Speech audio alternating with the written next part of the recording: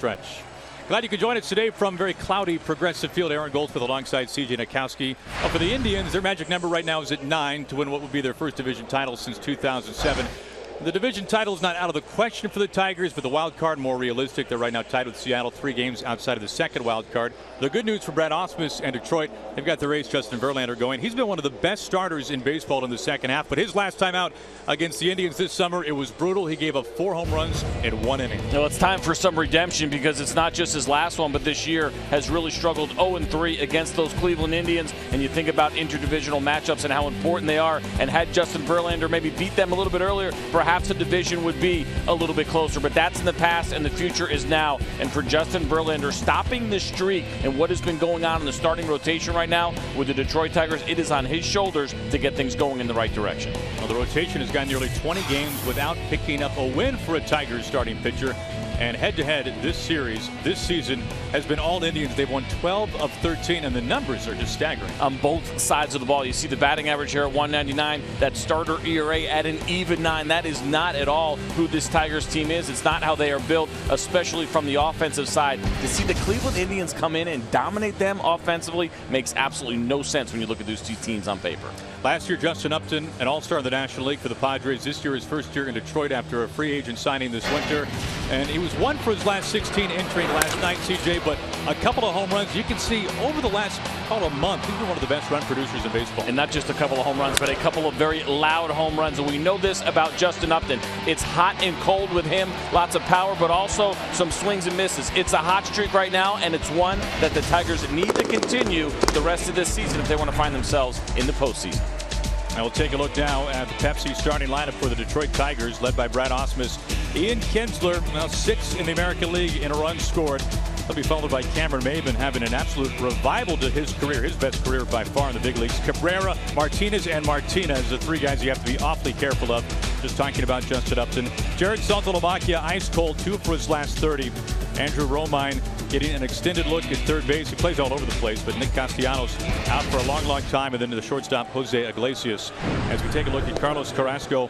Carrasco at the start of the season, CJ, was pitching like a Cy Young contender. He's been roughed up his last 10 times out. Yeah, he slowed down a little bit here and really bad timing. A handful of these Cleveland Indians starters have not been exactly who they were earlier in the year. But with Danny Salazar being down right now, Carlos Carrasco maybe becomes as important as ever as part of that 1-2 punch with Corey Kluber. Now, nasty stuff. Fantastic changeup. As we take a look now at the defense behind Carrasco, it'll be Mike Napoli. What a season it has been for Napoli.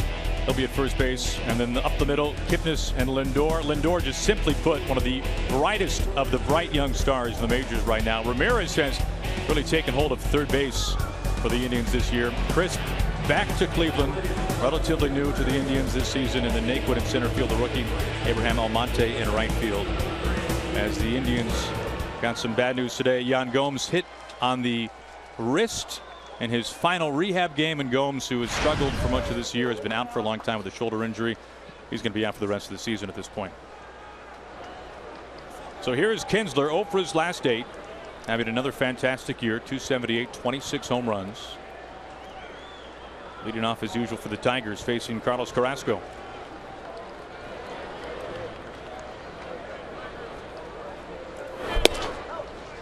Now, not much of a delay at all today. We weren't really sure what time this game would get underway and how many times it might be paused along the way. We will wait and find out on that, but only about a 10-minute delay. The lesson there, you cannot always trust that radar because it was not looking like it was going to favor us at all. Off of Carrasco, and a carom over to Ramirez, and we'll see how Carrasco's holding up.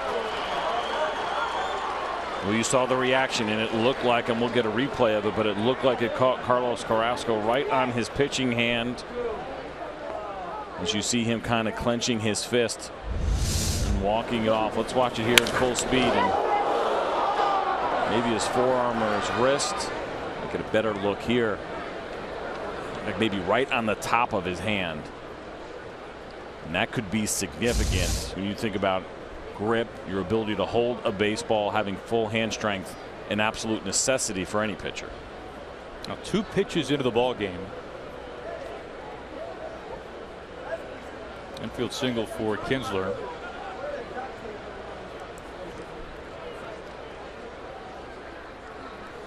You think about already Danny Salazar being down, so big for this team.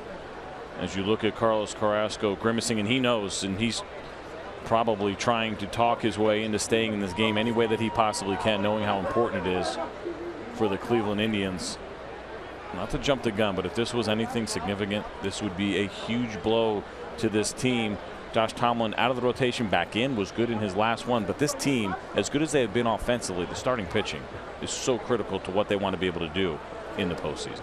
Now, for the last couple of years now, no team in baseball really has been built around its rotation more than the Indians. I said this before the season started. You looked at the arms that they had, and I kind of compared them to what the Mets did a year ago. The Mets last year found themselves in the postseason, but it was the starting pitching that helped them ride all the way to the World Series. I think the Cleveland Indians were built in a somewhat similar way and certainly could do something very similar to what the Mets did a year ago. As we look at Trevor Bauer, another member of that rotation plus arm, a guy who's very important, but now losing Salazar, Tomlin struggling as of late, and here potentially Carrasco.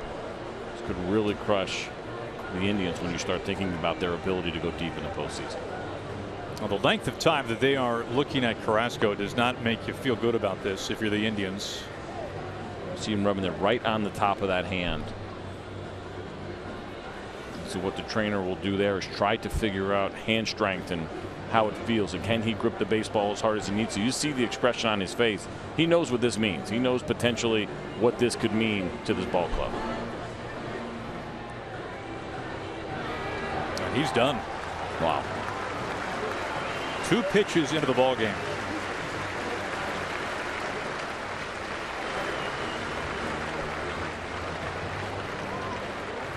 Now, this could be terrible news for the Indians. And watch it again. Here is, of course, that view that we saw from center field, and you see Carlos Carrasco flinching, and it looked like that pitching hand got right in the way. And you'll see it here now from the catcher's point of view, and you see that, yeah, right to the right, kind of near the wrist, top of the hand. I'm sure x-rays will follow here pretty soon, and we'll get a much better idea of how significant this injury is to Carlos Carrasco. Manship coming in. Look at all the time he needs to warm up. Now, this is not what anybody saw coming, especially Terry Francona.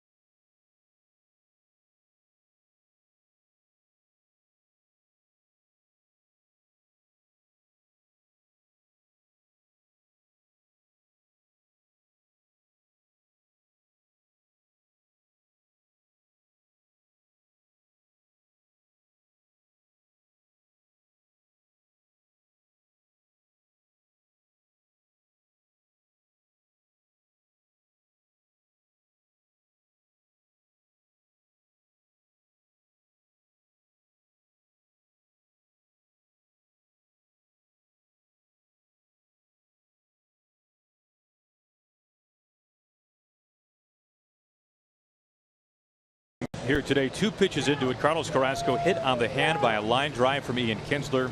It is Jeff Manship, who's primarily been used in very short stints this year. 22 straight appearances of exactly 1 inning. He comes on here to work in the first. And I don't think this is going to be necessarily a typical long man kind of appearance. You mentioned it. Just an inning and 2/3 as a season high. 25 pitches as a season high for Jeff Manship. I'm guessing Terry Francona would like to see him hopefully be able to finish this one and maybe one more.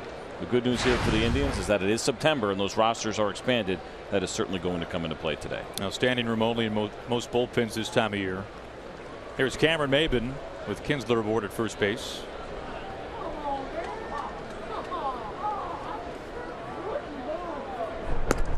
Manship's first throw to first base. Never an easy thing to do to come in as a reliever when the pitcher before you, whether it be a starter or another reliever, gets hurt. They give you as much time as you want, but at the same time, you know there are about 25,000 people waiting for you to hurry up and get ready to keep this game going. Now, CJ, you can probably speak to this to some extent. As a reliever, you are barely unpacking the backpack with the seeds in the bullpens when all of a sudden the phone rings. This is mentally more than anything. Maybe this is a little jarring for a reliever, in this case Manship. I tell you, it's different for every bullpen. I've watched the Indians where most of those guys go out right away from the first inning. Tigers bullpen a little bit different, and everybody knows their role. And when you are potentially the long man, you have to be out there from the first pitch in case anything like this happens. But you see the Tigers with just a couple of their relievers out there right now. When you know that there's no chance of you coming out there maybe before the 5th inning, 6th inning, 7th inning, depending on your role, a lot of guys will hang in the clubhouse until then, watch the game on TV. But when you're the long man, you don't have that luxury.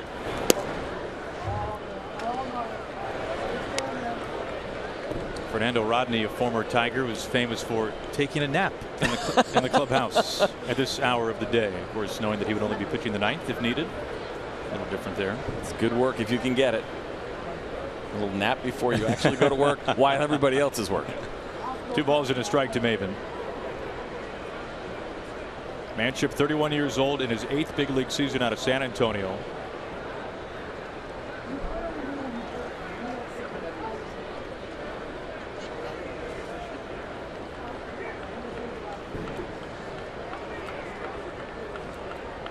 Now stepping off.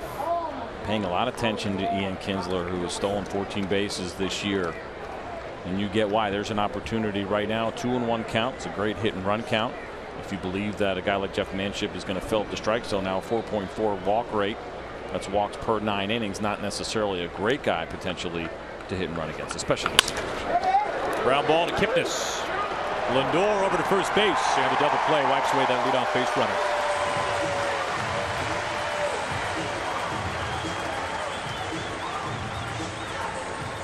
Carlos Carrasco done for the day after 2 pitches, hit by the line drive. And if you go back to near the end of April, covering first base, a very serious hamstring injury for Carrasco. This put him on the disabled list for some time. You see him get to first base and kind of stumble, lose his footing, and right away you knew that was a legitimate injury and missed, like you said, a significant amount of time, nearly or just over, I guess, 6 weeks. But this one now, at this time of year, you see the reaction. He knew it was legitimate. This could be a big problem here for the Indians. Hit by a line drive last year for Melky Cabrera, of course, back in 2011. Tommy John. That line drive hitting him in the jaw, Cabrera, a season ago. Here's Miguel Cabrera, 2-0. And put yourself in Jeff Manship's mind as well. Carlos Carrasco is going, one of the best pitchers on your staff. You're sitting down there thinking, I probably got a little bit of time. He may be going a little bit deeper in the game, and next thing you know, within a matter of 15 minutes, you're facing Miguel Cabrera in the first inning. Certainly not an easy thing to do. Now Cabrera cold, especially for his standards, just 4 hits in his last 28 at bats. Still hitting .306 on the season. Oh yeah! Oh yeah! Oh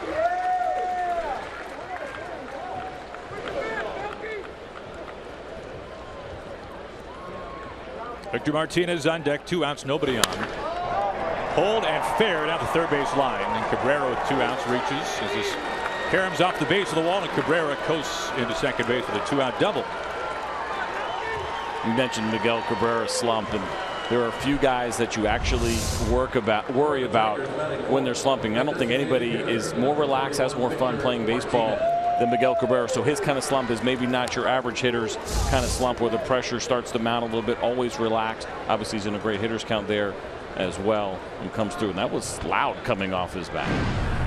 CJ, how about you tell us about your Ford keys to this one today? Well, looking at the middle of this Detroit Tigers lineup, and they have really struggled against the Cleveland Indians. So mashing in the middle becomes very important. Victor Martinez, Miguel Cabrera, JD Martinez on the year to combined hitting .303 with 77 home runs.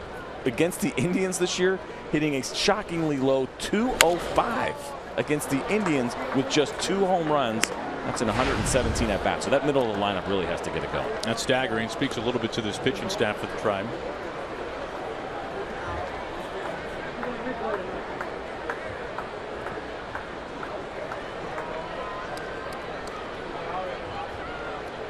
Cabrera, a 2-out double, his first double since the end of August.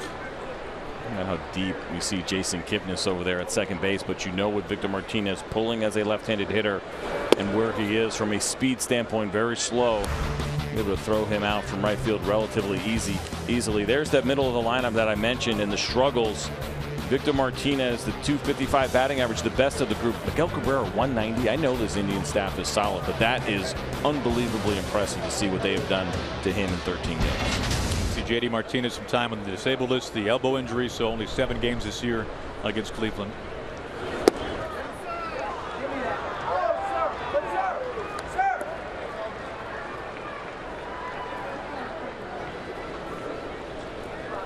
Two balls and a strike now to Martinez. As Kyle Crockett begins to loosen up. Johnny Holstaff for this one today for Terry Francona. 3-1.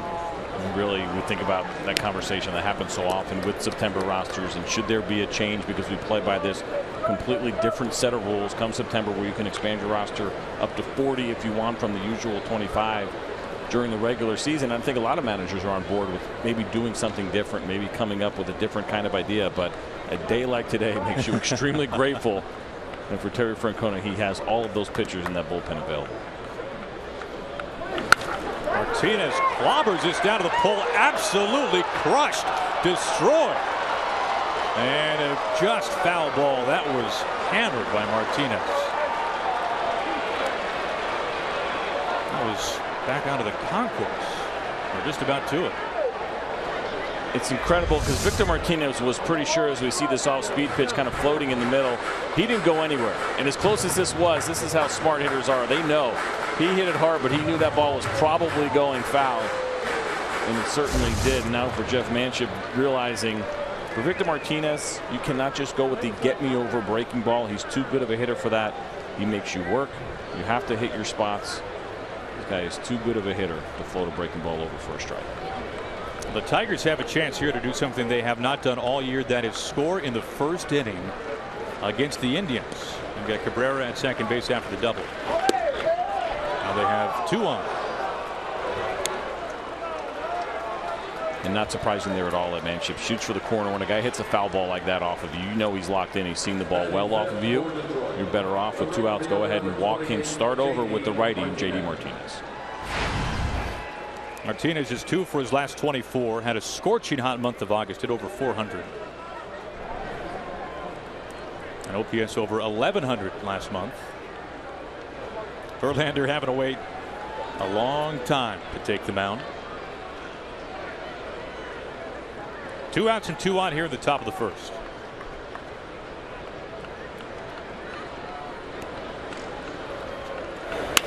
On the first pitch, Ramirez, easy play, and the Tigers strand 2 to go to the bottom of the first inning. Justin Verlander about to take the mound.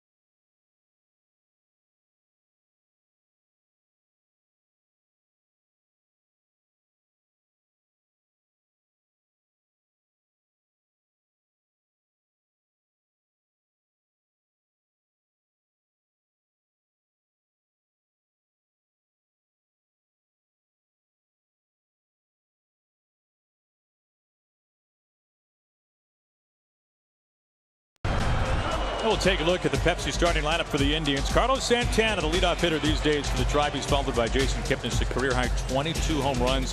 Francisco Lindor, sensational once again this season, batting .313. Then Napoli, a triple shy of the cycle in last night's game. Ramirez crisp, and then the rookie Tyler Naquin has cooled a little bit, but has been fantastic at home this season.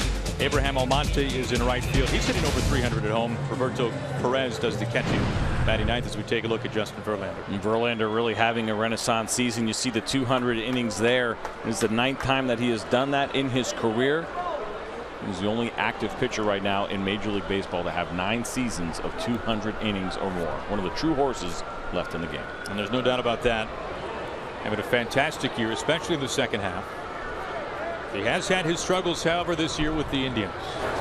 Santana on the first pitch. Tight to the line and an easy play from Miguel Cabrera. Take a look at the defense behind Verlander. Saltalamacchia does the catching. We just saw Cabrera. Up the middle, Kinsler and Iglesias, one of the flashiest shortstops you'll find in the league. Andrew Romine holding things down at third base these days. Nick Castellanos has been out for a long while. Upton, Maben, Martinez, left to right for Detroit.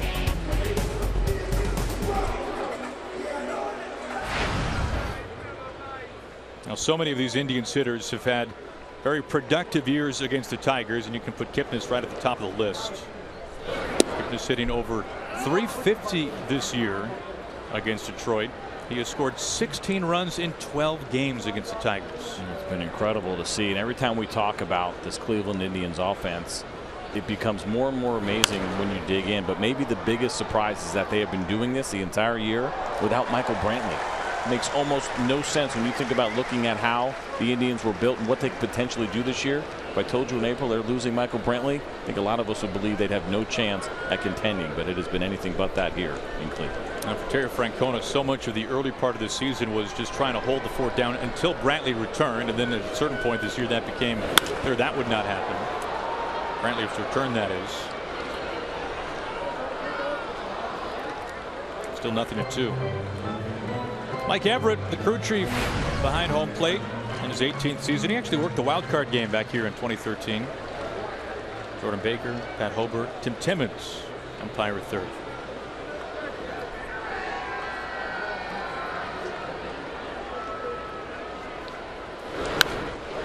Nothing but strikes to Kipnis.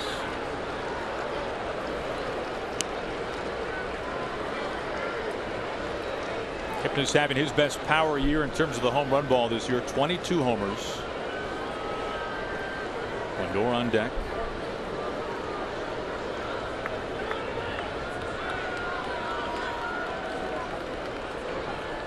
And Verlander steps off. Interesting here, 0-2. Obviously, we just saw a strike and a foul ball. You got to think that for Justin Verlander, maybe thinking about putting something off the plate here, trying to get that swing. And appealed out of third base. He does not go.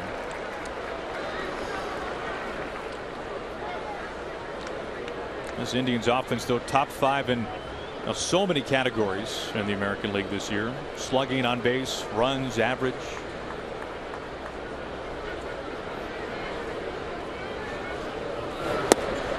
Two outs.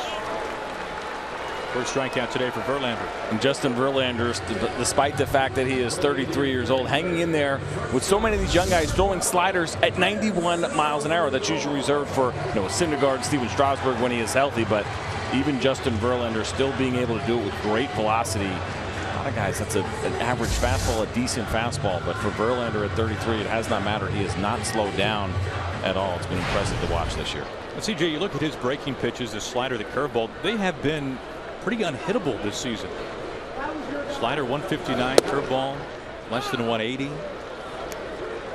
You think about Verlander, that overpowering fastball, but the breaking pitches have been electric. They all work together. They all complement each other, and when the fastball is still there, plus his ability to elevate it in the zone, it's going to make those off-speed pitches, especially breaking pitches like a slider and a curveball, much more difficult to hit, because in the back of your mind, the velocity is still there. No hitter wants to get cheated on that velo, and so they have a tendency to start looking heater, and then they end up getting beat by the slider and curveball.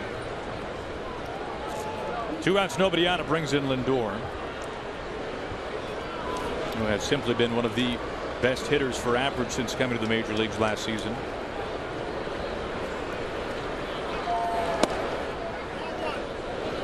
to where he stacks in the American League since he made his debut last year. 4th in the American League in average since he came to the big leagues. And the names that are ahead of him: Cabrera, Altuve, Pedroia. And don't forget, the first month of his career was not a good one at all. He really struggled, but since then has really turned it on. This guy is a special player. You mentioned all the great shortstops around the league and how many good ones we have.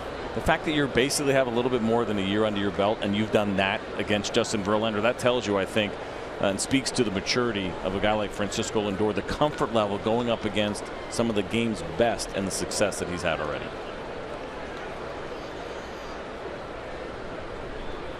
Verlander looking for a 1-2-3 first.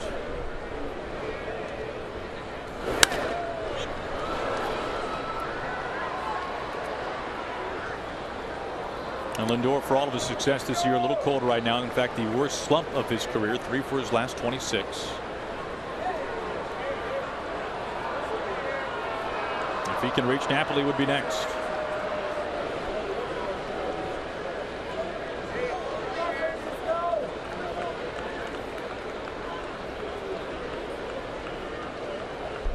Long look in from Verlander.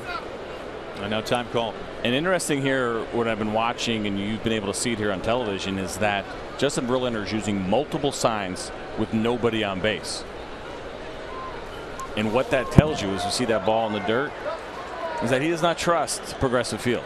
That's the only reason that you would do it. There is nobody out there. There is no player out there in the Cleveland Indians that can see the catcher's signs right now coming from Saltalamacchia. And so when you use multiple signs with nobody on, that tells you that you're not comfortable with what's going on in the stadium. Years ago, when I played for the Tigers, we used to do that when we go into Chicago. And we remember the controversy in Toronto recently where they said the man in the white hat was sitting in center field. If there's any suspicion, that is why you go multiple signs with nobody on base.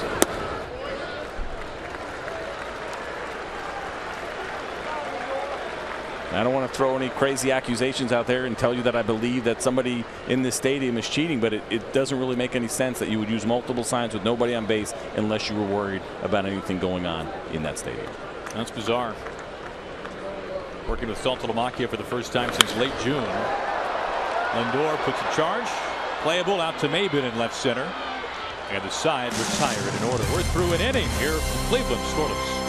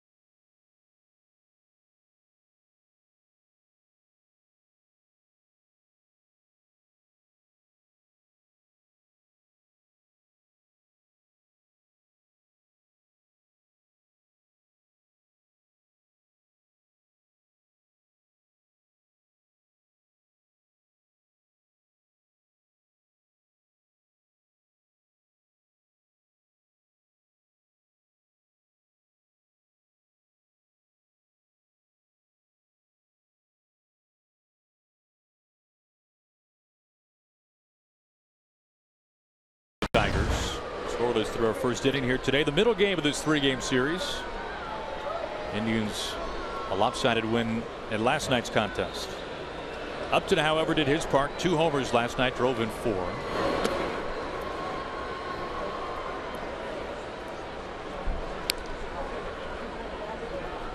Manship ended up working the first inning after Carlos Carrasco was hit on the hand by the second pitch of the ball game from Ian Kinsler. You see a couple of breaking balls early here from Jeff Manship. He was in the stadium like I was last night, listening to the ball come off of Justin Upton's bat. With so much great information that's out there now, and that home run was 114 miles an hour. But it is the sound that sticks with you as a pitcher, and one that'll scare you just a little bit and make you be a little bit more careful when you're facing a guy, especially like Justin Upton, because he gets so hot and cold, and when he is hot, you want to stay away from that barrel. Saltalamacchia on deck.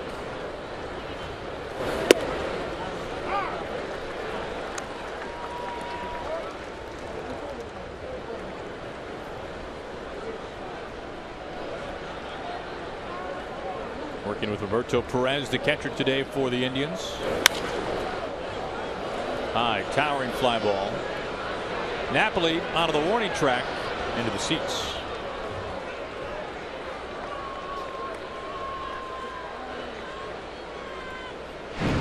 CJ, how about you tell us about our other Ford key to the game today? Well, this wasn't a prediction. This was on the fly. Originally, we had something for Carlos Carrasco, but because he got knocked out of the game after 2 pitches, it now becomes about this bullpen piecing it together. We've already seen some action. A couple of guys up in the bullpen right now, and so for Terry Francona, he's not going to wait around. He's not going to use a true long man. He is going to piece it together with everybody in that bullpen and try to give himself an opportunity in these Indians to win the game. Good way to start the top of the second for Manship.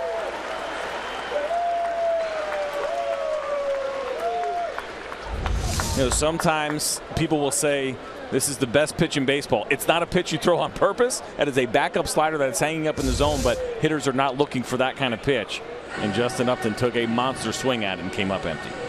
So Manship's day is done. Looks like the lefty Kyle Crockett is coming in for Terry Francona. We've got a pitching change.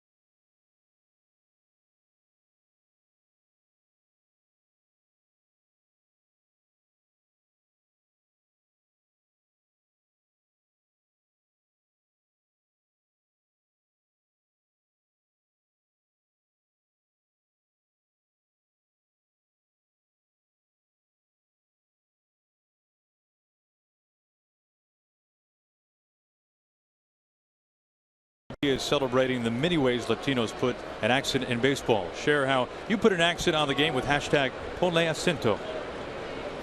Pitching change. Kyle Crockett is in, taking over for Jeff Manship. Sounded pretty smooth, partner. Nice read. You heard me rehearsing. And you see the year that Crockett has, and the ERA sticks out maybe as a little bit high. His job, though, when he comes in, of course, is to get the lefties and the switch hitters out, and he now has 2 switch hitters that he's getting ready to face. Saltalamacchia now, Romine on deck. And ahead of the Tigers catcher, 0-2. 10 of those home runs for Saltalamacchia have come against right-handed pitching. The batting average is not good on either side, but it's about the power, and that's why Terry Francona wanted to turn Saltalamacchia around.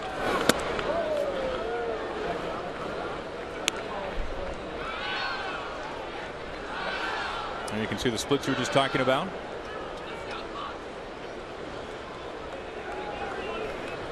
One out, nobody on top of the second.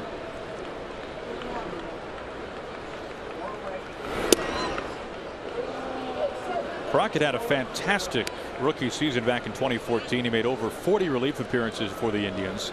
Had a sub-2 earned run average, in fact a 1.80. But since then has really been knocked around a little bit, an ERA over 4.5 since the start of last year.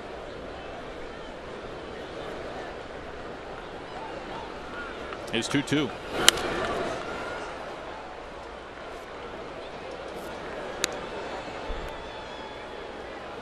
There's no doubt Terry Francona cringed when he saw that ball hit Carrasco on the second pitch, but for those who follow the Indians, they know that Tito likes to use that bullpen, so this will be, outside from the fact that his starter is out for the day after just a couple of pitches, this is a game built for Terry Francona. Well, hopefully for him, all the American League experience also in the National League as well. But when you have a deep bullpen, when you have guys that have the split you're looking for, certainly great opportunities to mix and match. Let's do it now for an entire 9 innings. But again, September makes that a little bit easier, and there's great opportunity too for other relievers in that bullpen who maybe were not going to get as much time. Now all of a sudden a few innings open up, you really got to take advantage of it and try to impress your manager.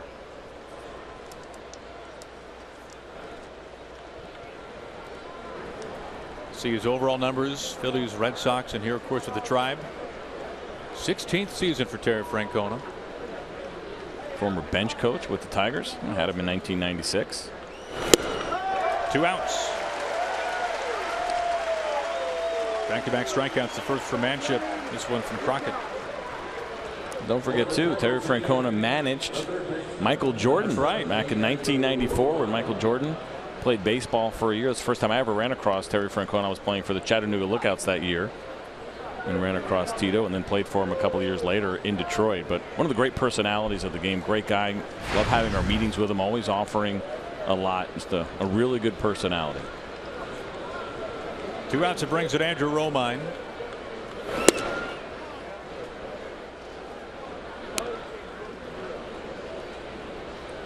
Now Romine has helped to spell the Tigers at third base with Nick Castellanos on the disabled list for a lengthy period of time.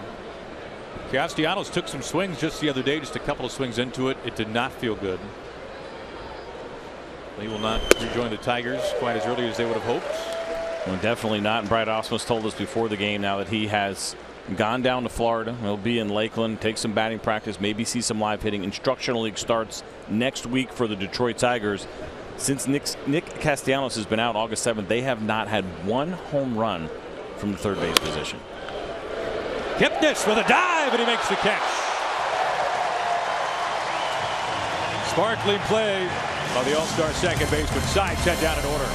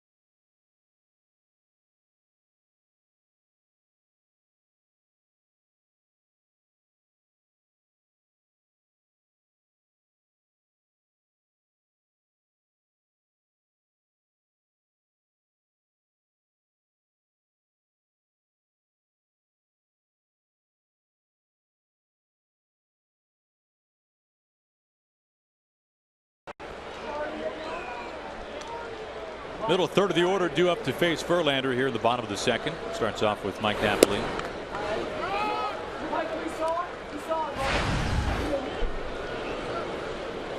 Napoli was hitting just 130 this month until last night when he went 3 for 4. Finished a triple shy of the cycle. And he had CJ, what I'm going to guess is the largest hang time of any ground rule double in baseball this year. Bounced over the 19-foot wall in left field. Thought that would have been impossible.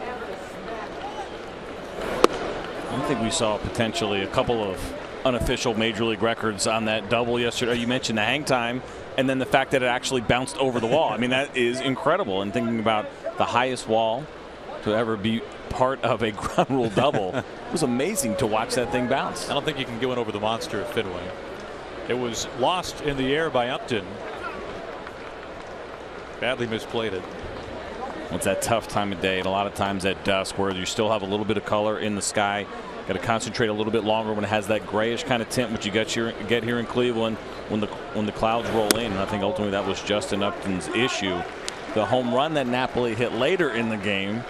I'm not a big launch angle guy, and I'm guessing it was somewhere in the 80s, so it almost went straight up in the air at 90 degrees. It was impressive to watch.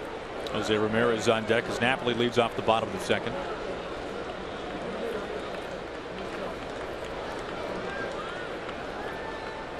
And no time call.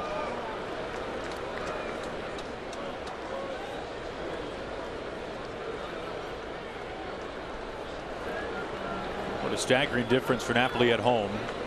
About 100 points higher. That's true for a number of these Indians hitters. Maybe not to that quite extreme, but they have plenty of hitters who have excelled at home. You can go up and down the lineup. Naquin is one of them. Almonte another. It's always been a good hitter's ballpark. There's always been some really good lineups, and you go back over the last 20 years and what they have been able to do here in Cleveland, but it has never been a favorable place to pitch for most guys. Comfortable at bat. A lot of guys will tell you ballparks a lot of times are based on how good the batter's eye is and how well they can see the baseball. And here in Cleveland, I think a lot of guys comfortable in that box. Can't forget about Lindor leading the American League in average at home, nearly 370. Taking a lot of time here to begin the bottom of the second.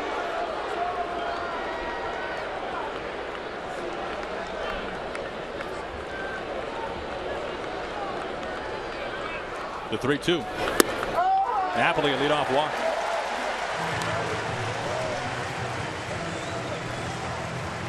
Now the double we were talking about, CJ. And here it is. I was here last night watching this game, and you're thinking, okay, probably a sacrifice fly, second and third. I almost thought Justin Upton was trying to deke the runner, but he was not. He did not see the baseball, and that hop right there. I mean, how was he higher than 19 feet? The wall's 19 feet. That thing went about 21 or 22 feet off of the warning track. Mike Napoli will take it. That goes down as a double in the scorebook. Well, he's closing in on 100 RBIs. He drives the leadoff walk to begin this bottom of the second. He brings in Jose Ramirez, the third baseman. What a season it has been for Ramirez. A good year this spring for the Indians.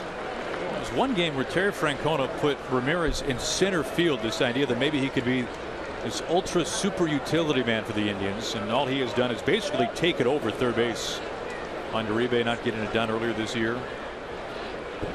Ramirez having a monster season, hitting well over 300. Well, Mike Napoli, I think, undoubtedly has been the most valuable player of the Cleveland Indians, but you could make your case for Jose Ramirez and what he has done, both playing left field and third base, a couple of different positions, but then doing such a great job as you see him there, situational hitting, and how strong he has been. Those are big numbers across the board. Boy, over 350 runners in scoring position.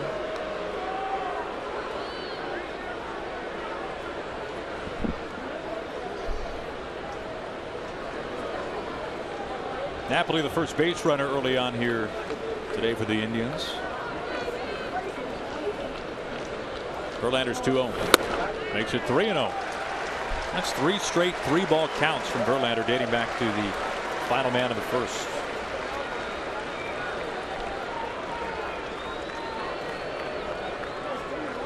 Giants, Coco Crisp.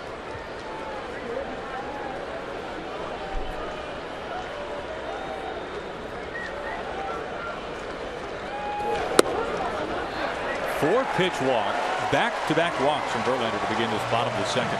And Justin Verlander has suddenly gotten very uncomfortable. And part of that reason might be because of the flow that him and Saltalamacchia are struggling to get into. Maybe second-guessing himself and doubting some pitch selections, but that's not like him at all. A 3-0 pitch, not to split the plate with a fastball and missing to that arm slot. We'll keep an eye on Justin Verlander, but the arm slot right now showing some inconsistency.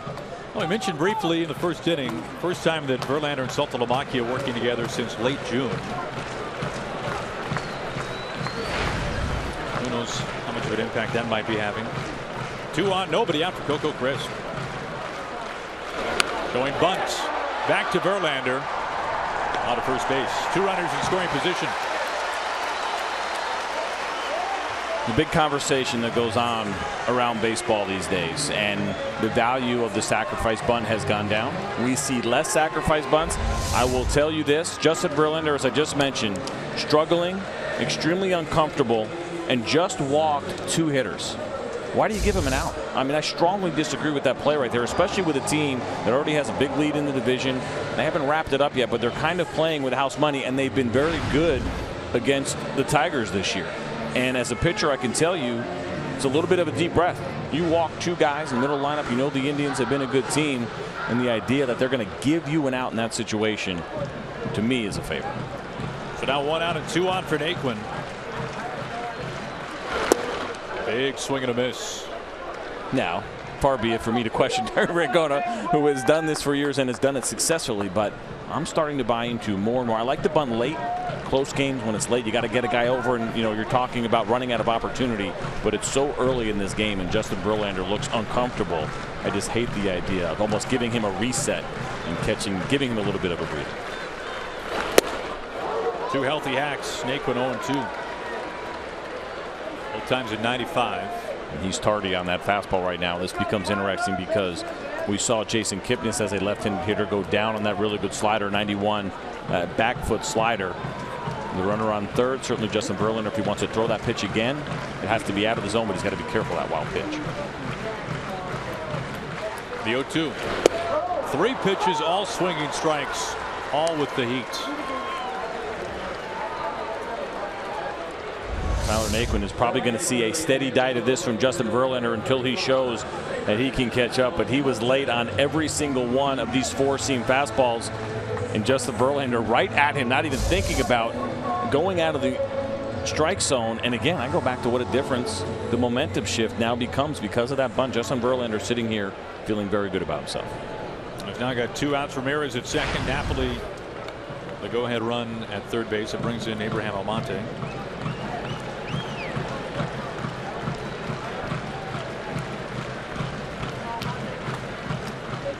And time is called. We've seen a lot of this early on. Saltalamacchia, and this could be part of it, has not caught Justin Verlander since June 26th. James McCann has been his guy ever since then, so that could be part of this as they're trying to get on the same page.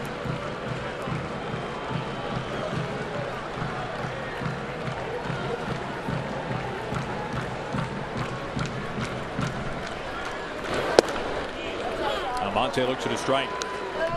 There's the elusive cutter that Justin Verlander, I think, kind of refuses to admit that he has. That was absolutely it. 89 miles an hour. Watch this pitch. Backdoor, starts the ball most of the way, comes back and just catches the outside part of the plate. Call it what you like. That is a cutter.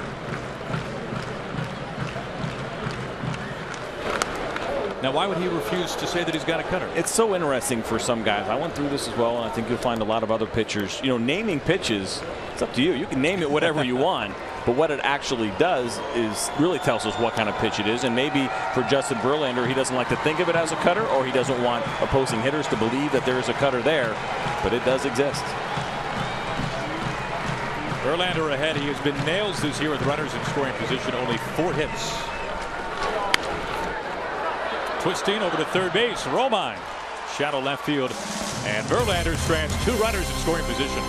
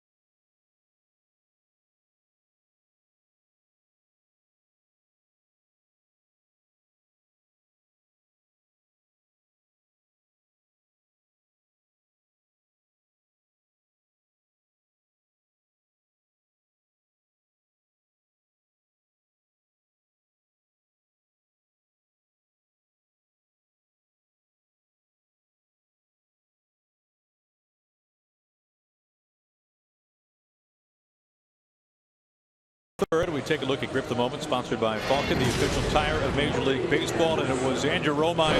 Well, this one Babbitt just comes and grabs you down by the ankles, isn't it? Yeah, tough break right there. But Jason Kipnis has been doing this all year.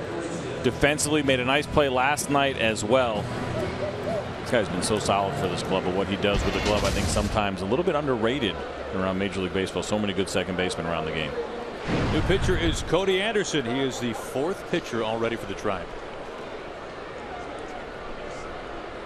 See the numbers there, not exactly complimentary for Cody Anderson, but a guy who has been in the rotation, and this may be the spot now for Terry Francona where he tries to get a little bit of length out of one of his relievers.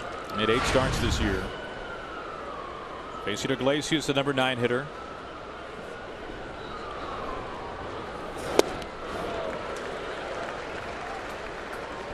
Anderson now in his 7th stint with the Tribe this year. Was called up on the 1st of the month when rosters expanded. Drafted and developed back in 2011 by Cleveland. Iglesias pulls this foul 1-2. I talked to Jose Iglesias a couple of weeks ago, and he mentioned to me that when he's playing against the other great shortstops in the league, and there are so many of them right now, certainly Francisco Lindor is one of them, he tries to step his game up a little bit because he feels like maybe he's not in the conversation with Lindor, Carlos Correa, Xander Bogaerts in Boston. So many good ones, and he feels just maybe a little bit extra more because he believes he is as good as them. And defensively, I think you could absolutely make that argument. Some of those guys a little bit stronger with the bat, but Jose Iglesias, from a glove standpoint, is right there as far as I'm concerned with Francisco Lindor and the other great shortstops in the game. Here comes the 2-2. Iglesias having a down year offensively, back-to-back seasons batting .300. Of course, missed a year because of the leg issues. It was Kinsler who lined the 2nd pitch of this game off of Carrasco's hand. To his counterpart, Lindor barely touches the ball, throws to first, and it is in time. Wow.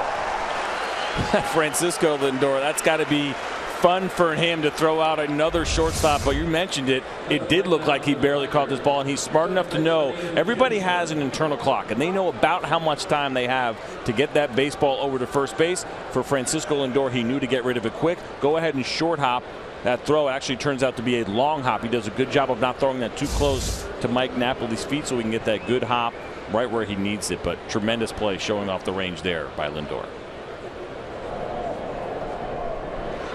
Leadoff man retired. Here is Kinsler for the 2nd time.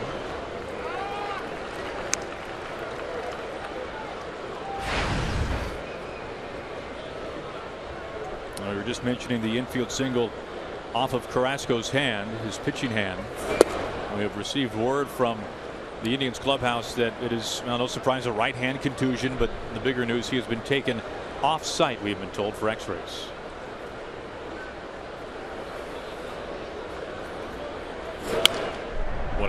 And those x-rays are going to be obviously the most important part of this, and whether or not there are any broken bones in there for Carlos Carrasco and what the prognosis will be. As you see it here, a little bit of a flinch. His right hand goes right to where that baseball is, not intentionally by any means on his part, just a natural reaction from a pitcher, and that ball caught him right on the top of the pitching end.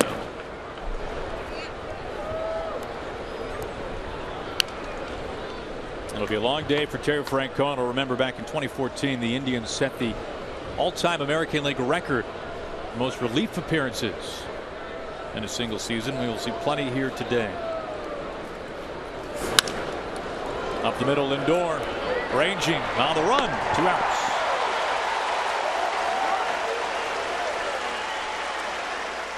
So much fun to watch Francisco Lindor play the shortstop position, and a lot of times these slower hit balls can be a little bit more difficult. It's one thing when a ball is hit hard and you just have to react, but you see a couple of strange bounces there as that ball hit the corner of the mound. But Francisco Lindor, great concentration, he catches it right by his left foot, and an excellent throw to Mike Napoli.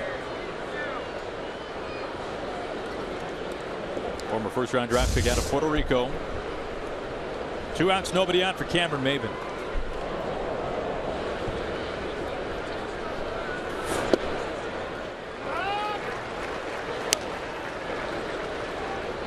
Maybin missing some time on the disabled list with a thumb injury. And He is having his best season in the big leagues, hitting nearly .315 entering today. An adjustment last year in Atlanta with Kevin Seitzer, longtime big leaguer, now the hitting coach for the Braves. Recent seasons in Toronto. LeMahieu here behind 0-2.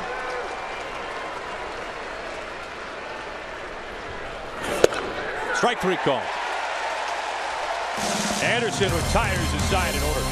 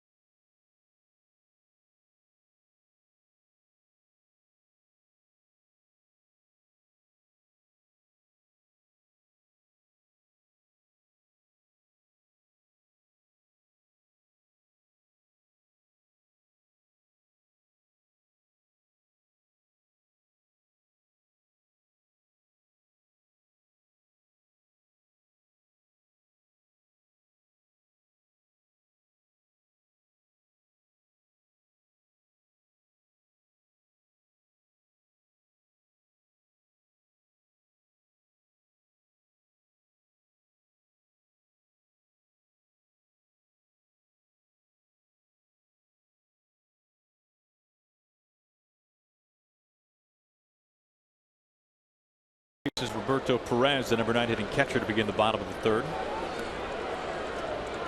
Perez in the midst of his best offensive stretch with the Tribe this year, hitting just over .290 in his last 17 games.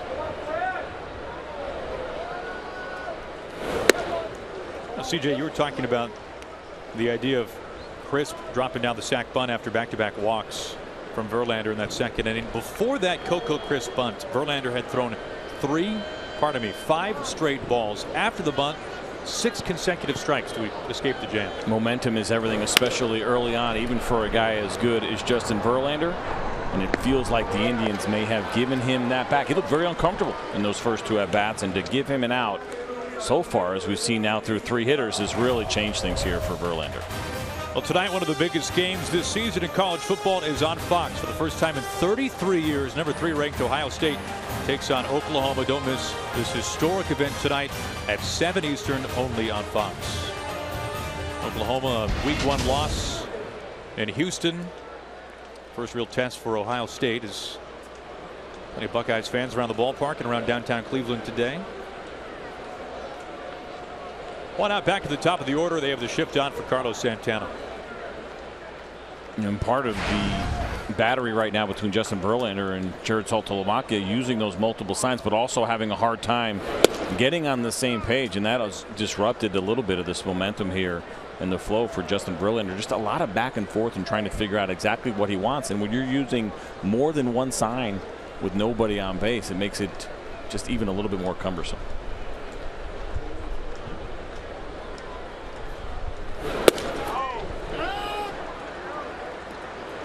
In spring training this year for the Indians, it was almost said with a laughing note from Terry Francona that maybe Carlos Santana would be the Indians' leadoff hitter. There's a time earlier this year where one day Santana hit cleanup, and the next day he was in the leadoff spot. I don't know how many guys have done that this year. Probably not too many. We saw Joe Mauer at one point lead off for the Minnesota Twins. Somewhat similar, but there's only one thing about Carlos Santana that makes him look like a leadoff hitter, and that's the walks and his ability to get on base. Nothing about how he runs would make you think that you'd want him in the leadoff spot, but he offers power, he offers on base, he's got great awareness of the strike zone, and so everything but his legs really work well in the leadoff spot. Now 2-2. Now, since Santana made his debut back in 2010, at one time a very high prospect for the Indians, only Joey Votto has drawn more walks than this man right here.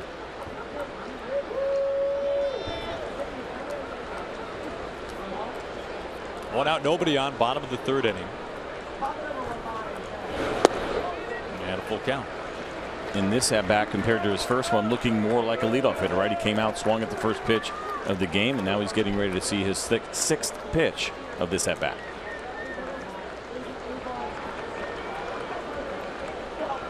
Kipnis on deck.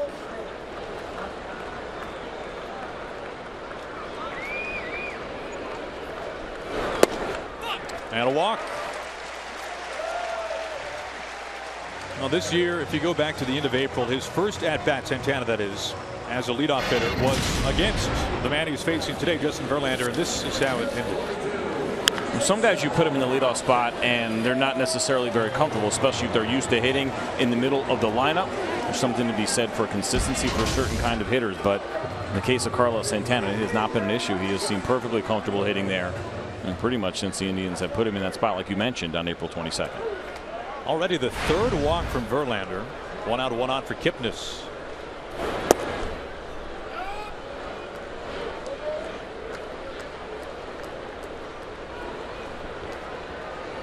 First time that Verlander has walked 3 in a game. Keep in mind, we only play here in the third since the first week of July.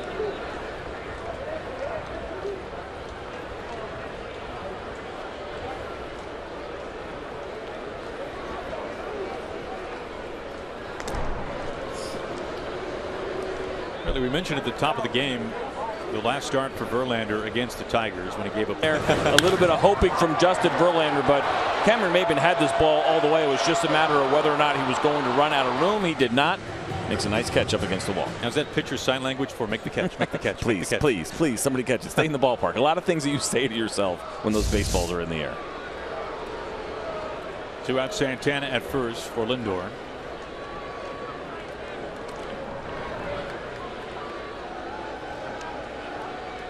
But Verlander entering today with the lowest ERA in the league since the All-Star break.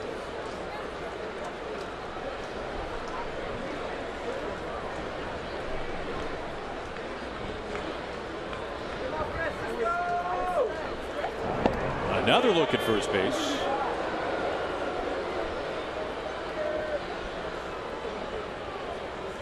You can always count on Miguel Cabrera to have a little bit of fun. And the ball is thrown over to first base. It's never just a tag and throw it back to the pitcher. Hold it a little longer, maybe push the runner. A little bit of jawing back and forth. Carlos Santana 5 for 7 stolen base attempts this year, so not a lot of them, but he's been pretty good when he's gone. And again.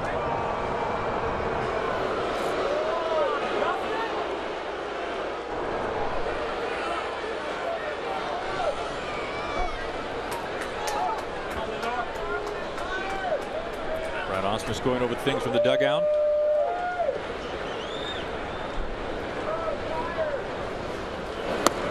And the first pitch to Lindor missing outside. If you wonder why there are so many former catchers that are turned managers, it's because of situations like this. They have controlled the running game their entire career. They have been involved in it. It's an important part of the game. Brad Ausmus certainly as good as anybody. He was a defensive catcher first. His 18 seasons in the major leagues, and so he has a pretty good idea when guys may be going, when he wants those throwovers to first base, when you want to use the pitch out. All of those things crucial when you're playing close games. To take that even a thought further, CJ, you think about first-year managers who have never managed at any level, so many of them former catchers in the major leagues. Makes it a little bit easier because you have been managing pitchers for a long time, and catchers a lot of times are managing from behind the plate. Brad Ausmus, who I played with of course about 4 or 5 years, been traded together a couple of times, was absolutely one of those guys who was always involved with managing the game from within.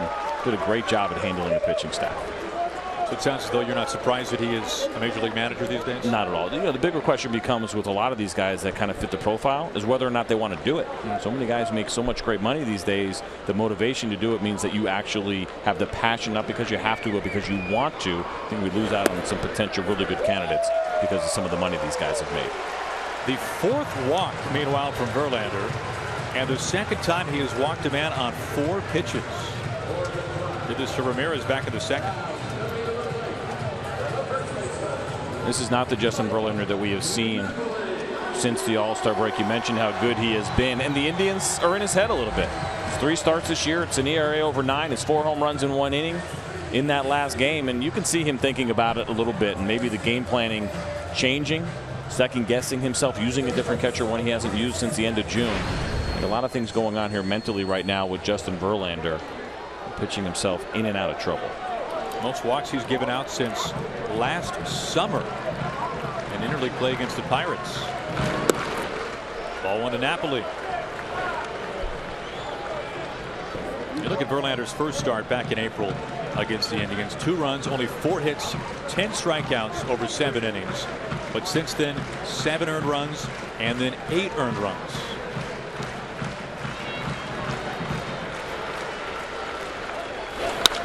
Napoli down to the corner with foul. When you're Justin Verlander, you don't forget, and any pitcher for that matter, but when you're as good as he is and a team has your number in back-to-back starts, you don't forget that, and you start thinking about how do you get there, and looking at Mike Napoli, knowing the year he's having and turning this fastball around, trying to go down in a way you miss over the plate. He knows the danger in that, and he also knows that a get me over breaking ball is not the pitch that you want to throw to Mike Napoli either. So he's taking a little bit more time walking around the mound as he's trying to find some consistency, but knowing one mistake to a guy like Mike Napoli changes this game dramatically. Well, Napoli's been one of the best run producers in the league this year. 34 home runs, 98 RBIs. He's got 2 on with 2 outs.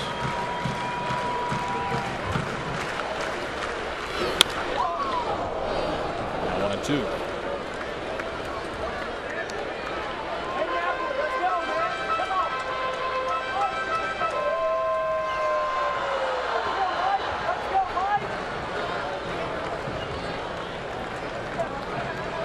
The Indians do not have a hit. All 4 of their base runners have come on ball 4. 2 walks in the second, now 2 walks here in the third.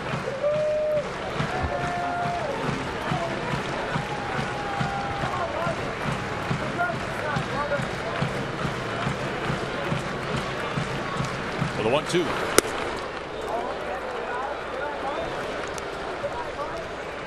Check out the right side of the infield here with Ian Kinsler playing up the middle. Mike Napoli, a pull hitter. So Miguel Cabrera plays behind Francisco Lindor, at least so they have some coverage on the right side.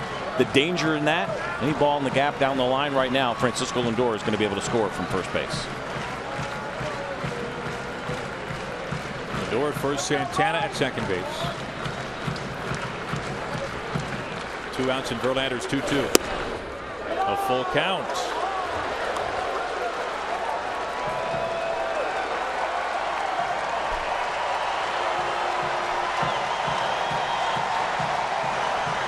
Justin Verlander cannot give in this situation, but certainly does not want to walk Mike Napoli either. This is a pretty important part of this game, even though it's only the bottom of the 3rd inning. The man has not been sharp, to say the least, for Verlander.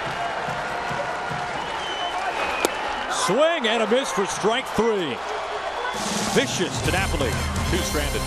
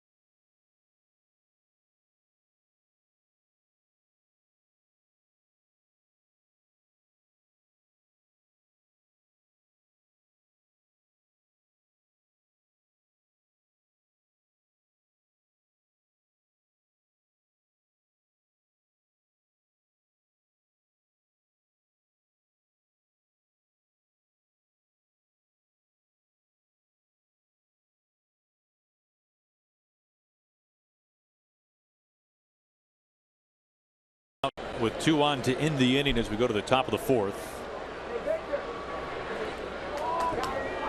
And it's still Cody Anderson facing Miguel Cabrera. Cabrera a double back in the 1st inning.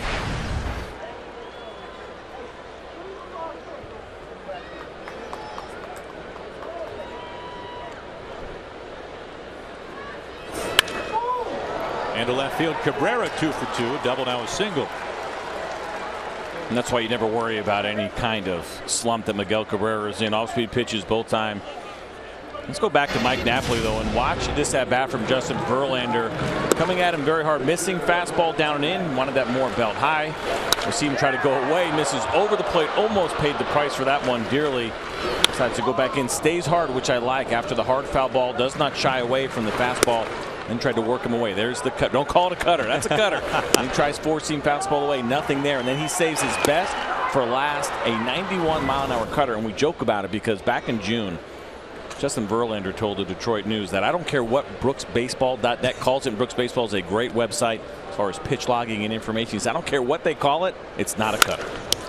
Right back to Anderson. Kipnis at second base. And it turns out to be a very quick double play.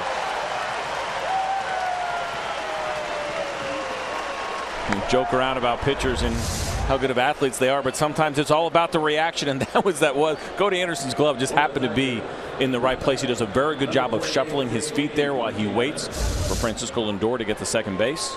And make it Lindor over in the shift. And it's always a little tricky when you have those shifts a lot of times too. Guys are in different positions and thinking about throws you're making or who you're making to the angles. They'll give them a little bit of extra time. Zach McAllister getting loose. 2 outs, nobody on for JD Martinez.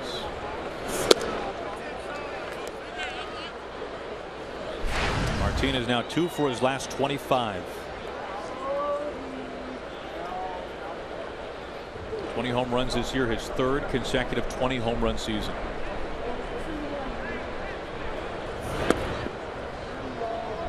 Does his time with the Astros remain a mystery, CJ? It does to some degree, but if you listen to him talk about what happened at the end, and he started studying things at the end of that last season, talking to Jason Castro, like the way that he had started watching some Miguel Cabrera video, and he started to figure some things out. And it didn't happen for him at the end of the year. It didn't happen for him in spring training, but there was a process that already started for him in making some adjustments. The Astros ran out of time. They ran out of patience with him, and they moved on from JD Martinez, and it'll be probably one of the biggest regrets of that current front office's tenure because they missed and they made a mistake, and JD Martinez has been excellent ever since he came to Detroit. 3-1. The big thing was using all fields for him was something that he has talked about. And Miguel Cabrera is the best in the business when it comes to driving the ball the other way with any kind of authority, but started studying his swing along with Jason Castro, like I mentioned, and made some very important adjustments. And Brett Ausmus was telling us before the game today, when you've got a guy like Cabrera using the whole field, it becomes pretty easy for that to kind of take over in the clubhouse, more specifically in the lineup. Makes it easy on Wally Joyner, I think, as a hitting coach. And if the guy's struggling, just say, watch Miggy. He's pretty good. Just watch what he does. Stays alive with 2 outs. As hard as Cody Anderson throws, and he's got a pretty good fastball. We saw him finish off a hitter with 94 last inning. Cameron Maybin, that changeup, 34% of the time he uses it. It'd be higher than any other qualifying pitcher when you talk about the percentage of changeups that you throw. Amongst starters, Marco Estrada is number 1. Ramirez ranging over towards second. The third baseman handles it easily for a pretty quick 10-pitch top of the 4th.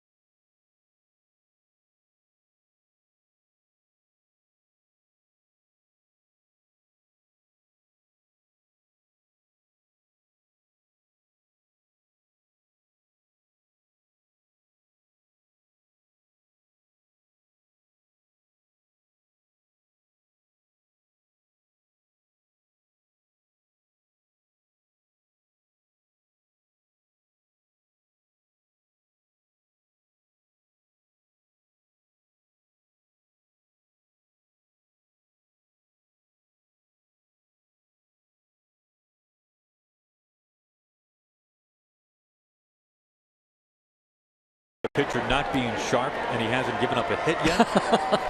But that's the case for Verlander. He's thrown 5 more strikes than balls. His pitch count is now at 51 as we begin the bottom of the 4th.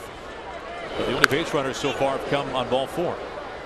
Been a strange outing so far, and when you talk about how good Justin Verlander has been of late, what you expect is that he's going to get settled in. Even though he hasn't allowed the hits, you feel like he'll figure this part out as far as what's going on with the walks, and then potentially could give you that deep outing that the Tigers so badly need.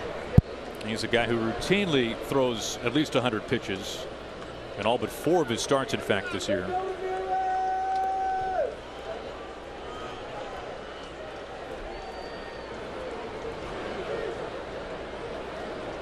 The 0-1 to Ramirez. Iglesias out, but here is Upton. 1 out. Now, one of the great winning streaks in league history in recent years, 14 in a row. Got to go back to the A's, that magical ride of 20 in a row back in 2002. Well, the starters this year for that 14-game winning streak were just unconscious. An ERA of 1.5 in that neighborhood.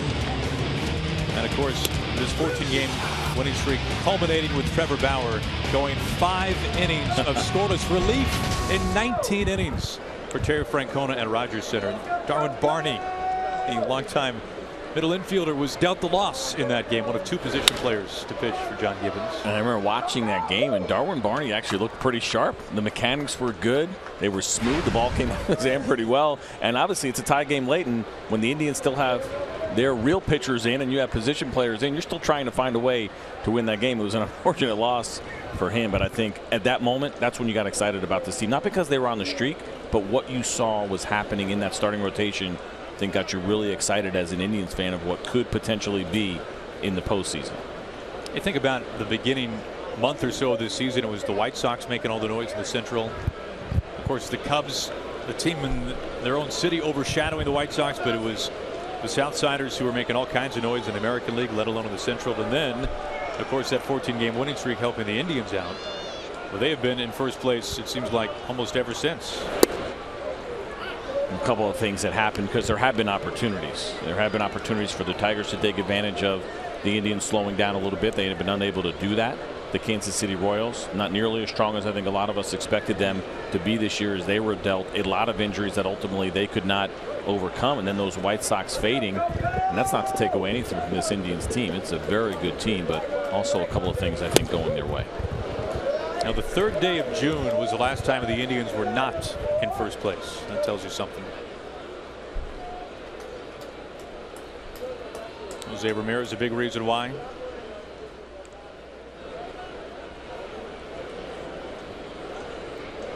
One out, nobody on. All right, the 1-2 to Crisp. And of course, for the Indians right now, their magic number at 9 to win what would be their first division title since 2007. In the wild card game back in 2013 against Tampa Bay. That was held here. You can see that flag up above the foul pole in right field here from Progressive Field.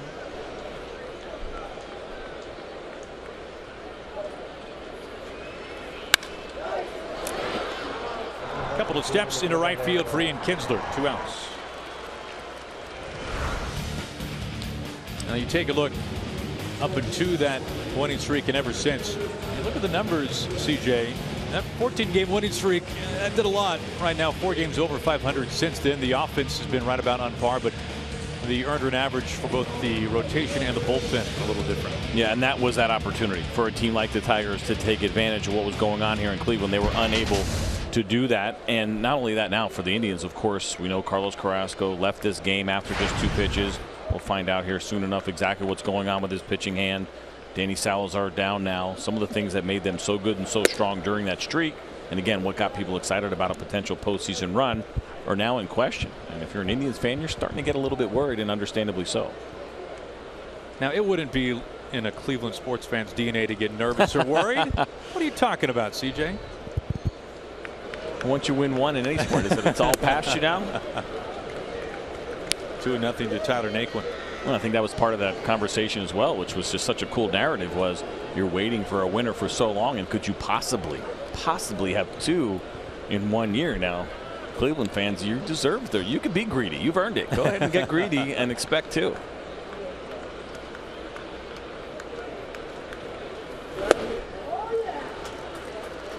Now Naquin did that a few times in his last at bat. 3 pitches, they were all fastballs, and he swung through all 3 of them.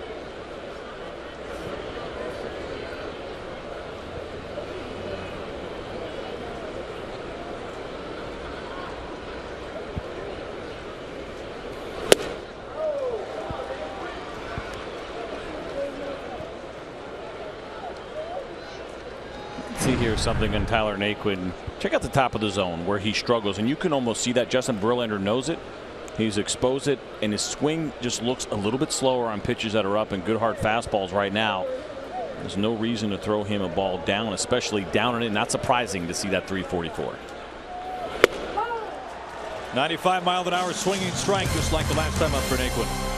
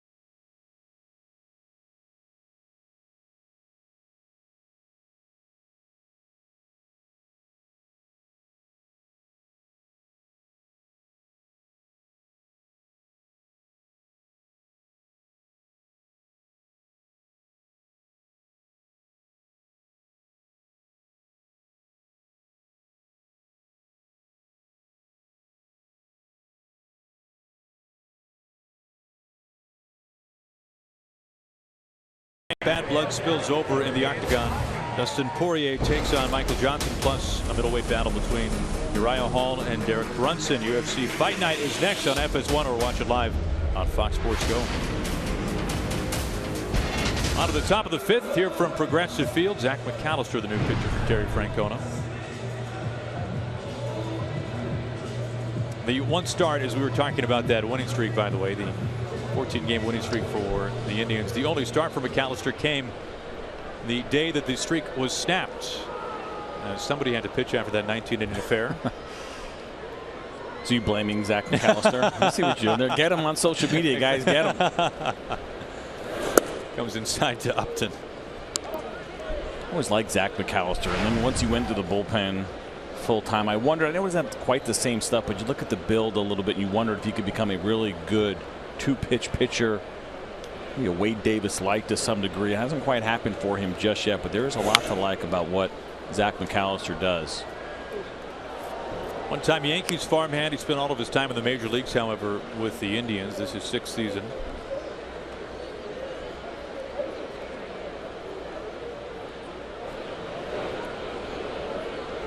Last 2 years has been really exclusively a reliever outside of just a couple of starts.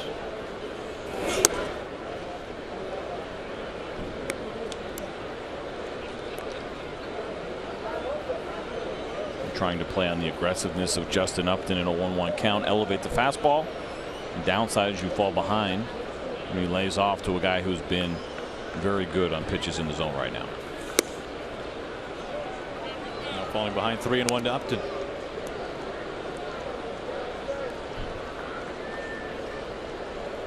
Upton, Saltalamacchia, and Romine here at the top of the 5th for the Tigers.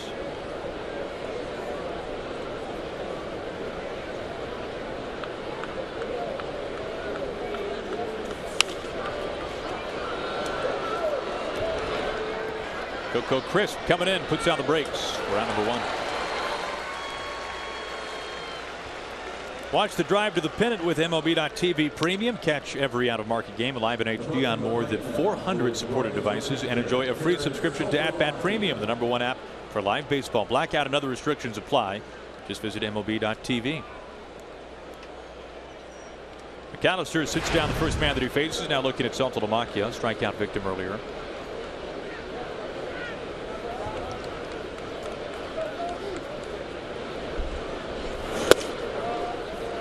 Shift on for Saltalamacchia. It's becoming so common now in Major League Baseball, but something I found pretty fascinating and been tracking throughout the year. You look at the Chicago Cubs, one of the best teams in the game right now, and they shift the least of anybody. Right near the bottom, 29th, 30th they've been the entire year, but they have the highest defensive efficiency rating. What that basically means is they count the percentage of balls that are put in play that are turned into outs. And the Chicago Cubs are right around 73%, which is the highest number by far in Major League Baseball. Most teams are around 68%, and they're doing it by shifting the least. Which, considering who the manager is, the original author in many ways of the shift, that's really surprising. Makes it all the more shocking, but I think what it does is it starts the conversation of, are we overdoing it to some degree? Yeah, there are some hitters without a doubt. You play their tendencies, but sometimes I believe some teams probably take it a little bit too far. Naquin's had a pretty quiet day so far in center field. 2 outs.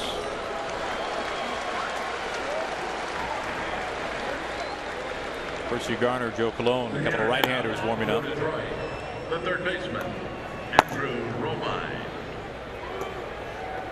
Well, if you're the Tigers, CJ, and you can't beat the Indians on a day where their starter did not record an out, you have to be wondering if it could ever happen. Without a doubt. And you start to think about being deflated when you have one opponent that just continues to beat you. And obviously Carlos Carrasco would have been a difficult pitcher to beat. Romine on the first pitch. Right back to Naquin. And this Indians bullpen has faced the minimum since the 2nd inning.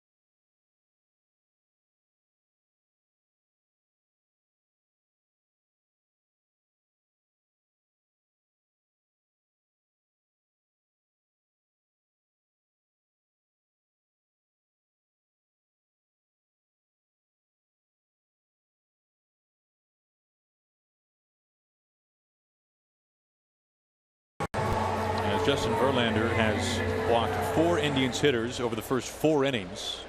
Yet to give up a hit. He faces 8-9-1. It begins with Abraham Almonte, the right fielder.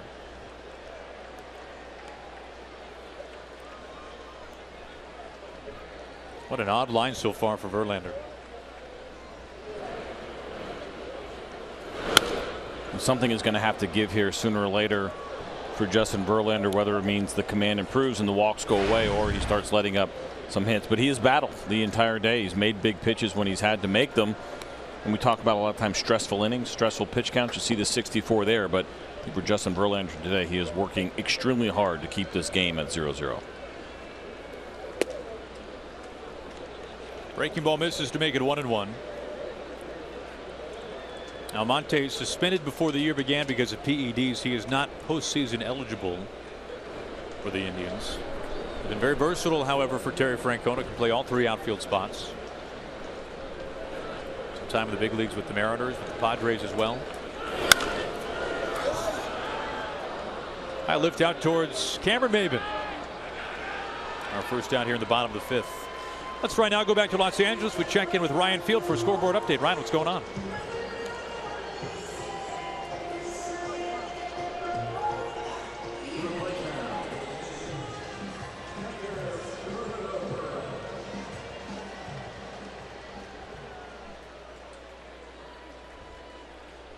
A little history with that. That'll be a big one on Fox coming up later tonight. Many fans probably grateful for the day game here from inside Progressive Field. Without a doubt. That's not by accident. Ball 1 to Perez.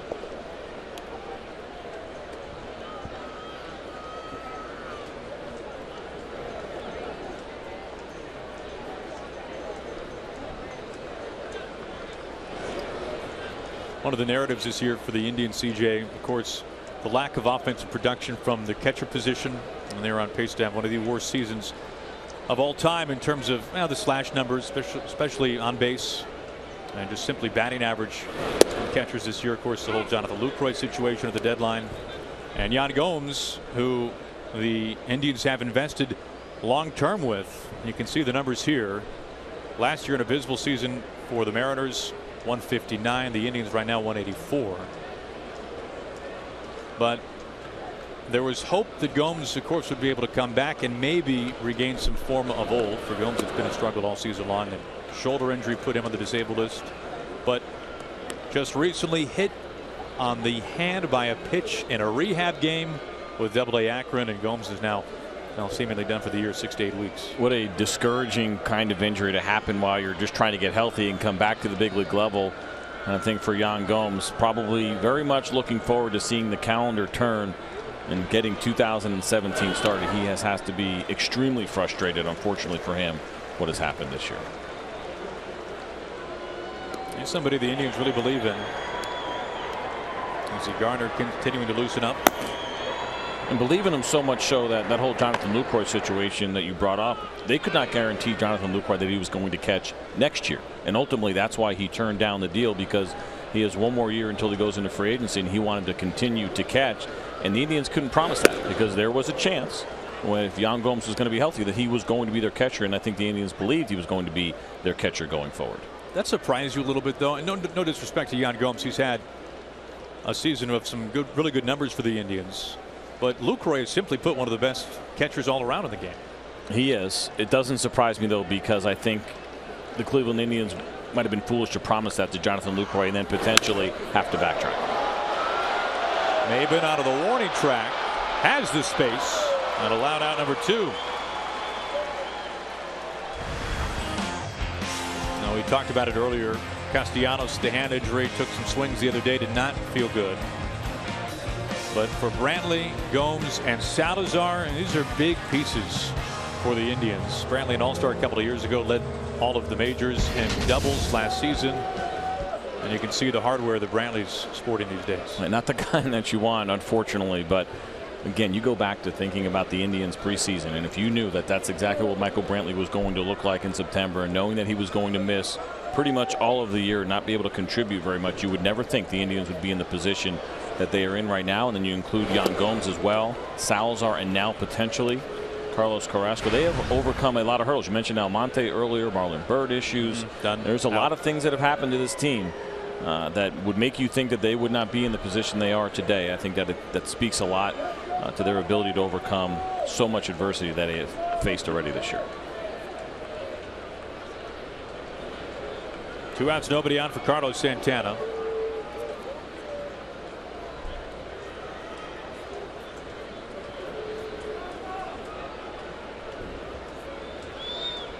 The 0-1. Hammered down to the pole. Absolutely crushed. Yank foul.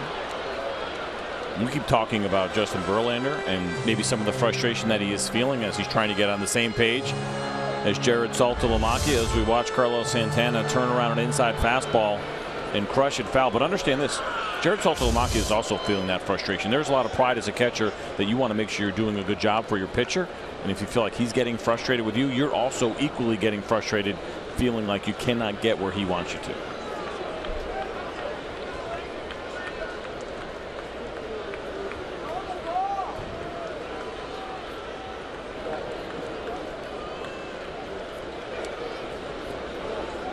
Verlander's 0-2. Strike 3 called. And with that, Verlander faces the minimum for the second straight inning.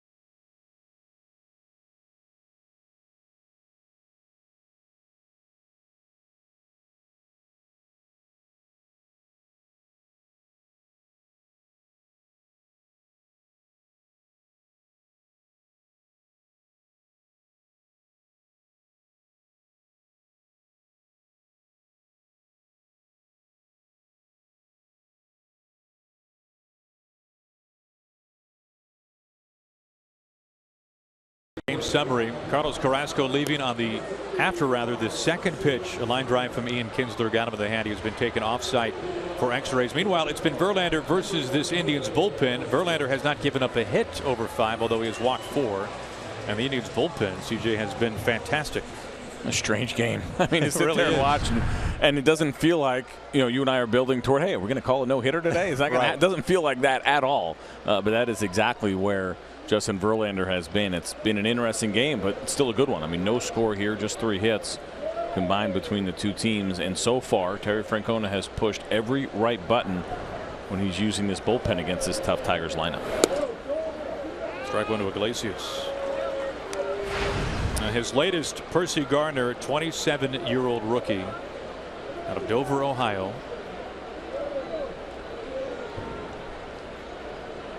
Made his major league debut on the final day of August. Today making only his 6th big league appearance.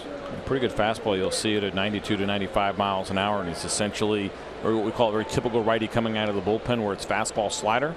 And so far in those limited appearances, he's used that fastball 88% of the time. That's a big number.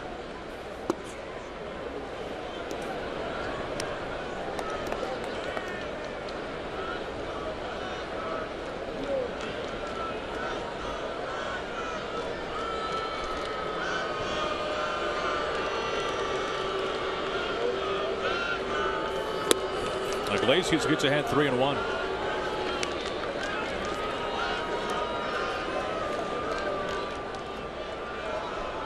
Well, this Indians bullpen has faced the minimum since the start of the second inning.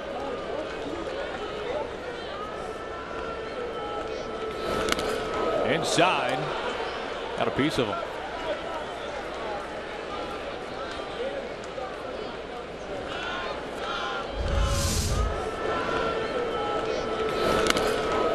Sounded like that might have been right elbow or right tricep for Jose Iglesias. And I mentioned so far Terry Francona's done a good job. This bullpen has done a really nice job eating up innings early, and it's been most of the experienced guys.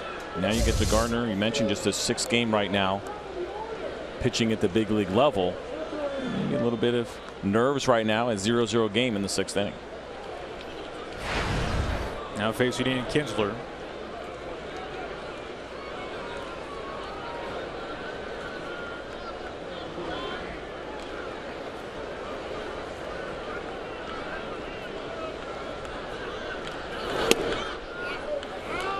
Gardner spending time at AA Akron, also AAA Columbus this year. What a fantastic numbers in the minors. A sub-2 earned run average. 78 2/3 innings for him at the minor league level. Just 2 home runs allowed. Wow. Very impressive. Iglesias held at first by Napoli. Works ahead 0-2 to Kinsler.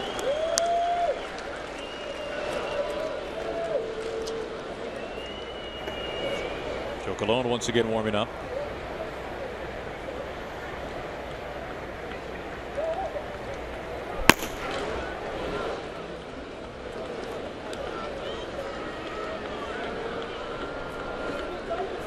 There goes Iglesias. Down to second. Kipnis the tag, not in time. Iglesias not a prolific stealer, only his 6th swipe. This looked very close, and this is a good throw here. You see that left hand of Iglesias just get in time. Ooh, that is close. And the Indians right now thinking about maybe challenging, but yeah, I think that left hand got in there just in time for Iglesias. You can almost see the bag move. And they will challenge this. If it stands, it'll be Iglesias' first steal since mid-June. Interesting here, the process and making that decision to challenge this right now. Obviously, 0-0 game. It's pretty important. Runner in scoring position with nobody out against a rookie pitcher. But I don't know if there was enough there, at least based on what we have seen so far, that there's enough to have this thing turned over. If it stands, the Tigers would have a runner in scoring position for the first time since the 1st inning, when Cabrera was stranded after a double. Full speed without a doubt. It certainly looks like Jose Iglesias got in there a little bit slower. You see this here, trying to figure out whether or not that glove got. I don't think so. I'm really surprised the Indians have decided to use a challenge here.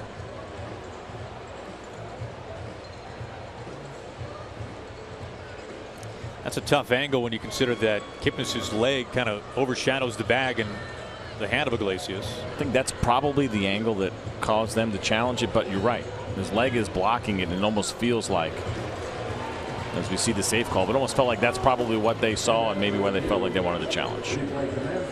So call stands. It's a steal for Iglesias. Meanwhile, a 1-2 count to Kinsler.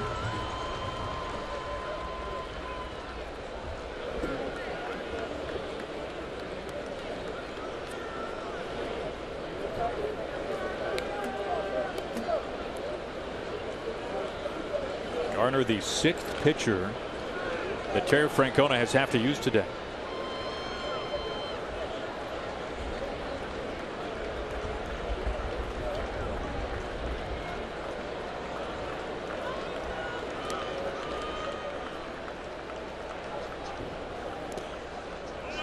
Two balls and 2 strikes. Now, one thing about Gardner, not your typical rookie in the sense that he is 27 years old, even though this is his first time in the big leagues. Originally drafted by the Philadelphia Phillies, signed here with the Indians. as a free agent. What a thrill for him. He mentioned just about an hour and a half away from Cleveland in Dover, Ohio, where he grew up. Always a great opportunity to be able to pitch for your hometown team. And a full count now to Kinsler.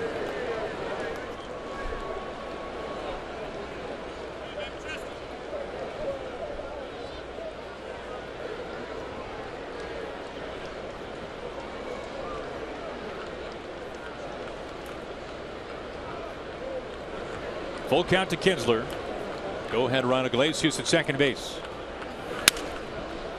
Weak ground ball. Lindor fields it cleanly. Round number 1, and the Tigers have the go ahead run now 90 feet from home.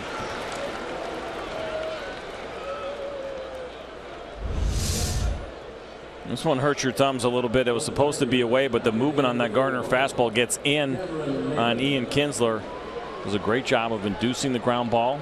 Kinsler will take moving the runner up, but at that point, man on second, nobody out. Rookie pitcher, you'll take the out when you can get it. First time the Tigers have had a man at third base today. Maybe not known for being a run producer. 38 RBIs on the season, but aiming for a high average this year. And doing well with runners in scoring position on the season, batting over 400. Shallow. Kipnis over the shoulder. And Iglesias having to stay home. What a fantastic play. The second tremendous play by Kipnis this afternoon. That is incredible. And the reason it's so incredible is because, remember, the infield was in. And Jason Kipnis had a long way to go to get this baseball. And I think he's looking out at Almonte, kind of wondering, you'll see him look here for a second, or it's just before that replay started, but wondering if Almonte was going to get there. It's a much easier play, obviously, for the right fielder coming in. What a great job. Great concentration. Jose Iglesias got back in time, thought about maybe potentially tagging up. That would have been a mistake. It's great defense by Jason Kipnis. Now, you mentioned earlier in the game you felt like Kipnis was a little underrated. We've seen a couple of fantastic plays. Mickey Callaway makes a visit out to the mound. Well, time to take a look at our greater coverage of baseball presented by T-Mobile. As Miguel Cabrera is due up and to the day. Same age. We take a look at Cabrera versus Hammer and Hank. And what do you make of these numbers, CJ? This is awfully impressive. And we can do this a lot with Miguel Cabrera when you start to dig in. He is one of the greats of our game right now. The thing that sticks out is the home runs. And we always wonder, can somebody else get there? Can somebody else start to get in the top 2 or 3 all time on that home run list? Miguel Cabrera, if he stays healthy, certainly could. Albert Pujols has an outside chance. 5 more years left on his deal. Take about 20 or so. I think it was 22, 23 home runs a year. If he could do that the rest of the way, could find himself maybe in that top 3. Very interesting. But Miguel Cabrera, without a doubt, one of the best we have ever seen. Skips in, and it's off of Perez. He slide tackles it, and Iglesias staying put. And understandably so. If you're going to go, if you're Jose Iglesias, you have to be 100% sure you're going to be able to score. When you have a run producer like Miguel Cabrera at the plate, you take no chances in a game like this. You have to be confident. You see him coming off good enough secondary lead. He made that decision pretty early, though, that he was not going to go. Now, the next RBI from Cabrera, as we're talking about where he fits into history, would tie Joe DiMaggio for 48th all time. RBI chance here with 2 outs. Once again away from Perez, this time up the other line.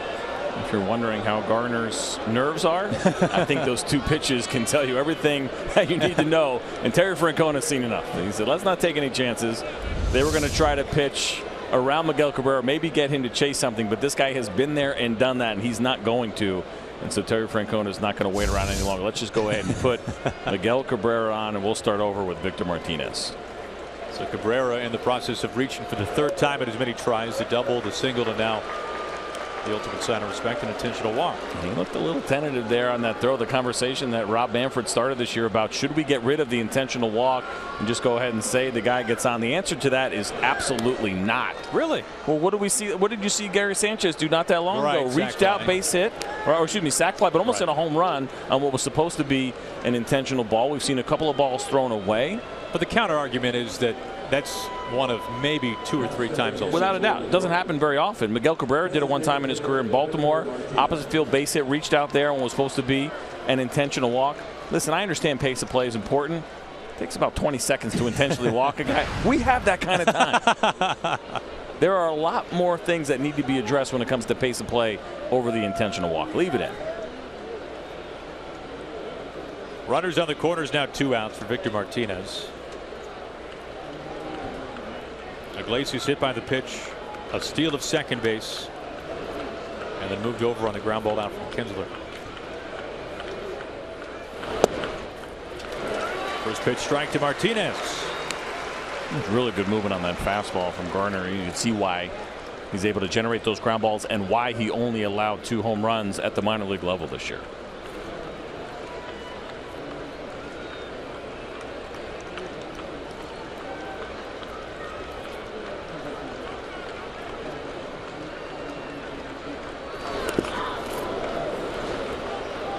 For Victor Martinez, he has not been quite the run producer as of late that we normally think of him.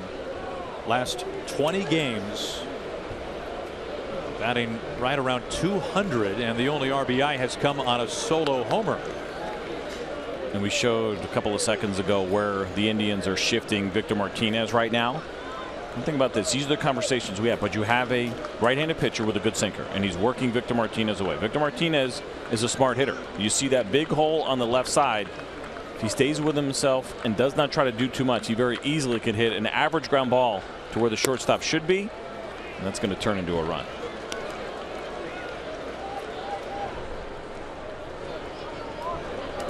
Of course, Martinez, the longtime Indian, traded at the deadline back in 2009 to the Red Sox. And Justin Masterson and company came over to Cleveland.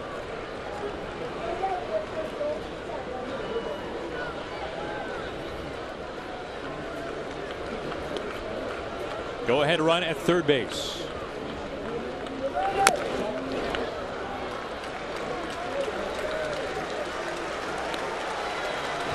This is a really good sinker. We talk about how good of a hitter Victor Martinez is, but to see him try to pull that fastball right there tells you that the movement is a little bit late and he's not quite seeing it that well.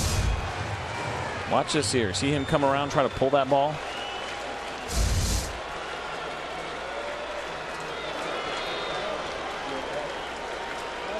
Scoreless at the top of the 6th. The first time the Tigers have had a man at third base all afternoon. Victor Martinez trying to cash in now with 2 outs.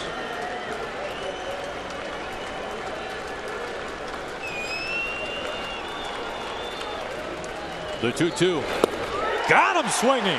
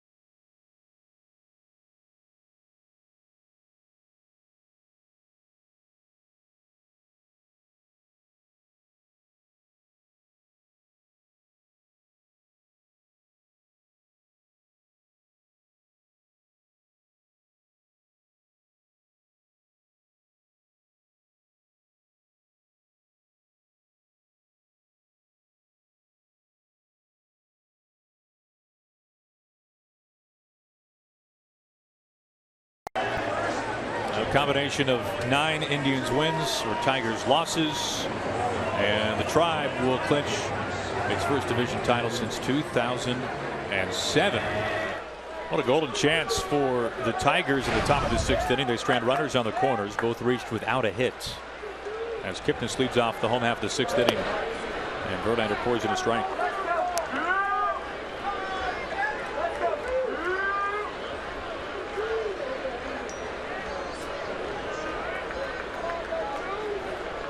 Kipnis 0 for 2, a fly ball out to the warning track his last time up.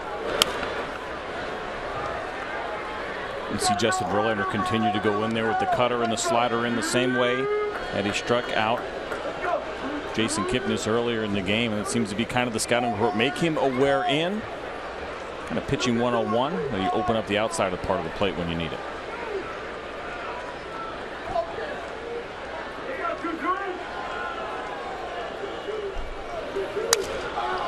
Now, you mentioned earlier, CJ, that you kind of got the sense that it was a matter of time before Verlander settled in.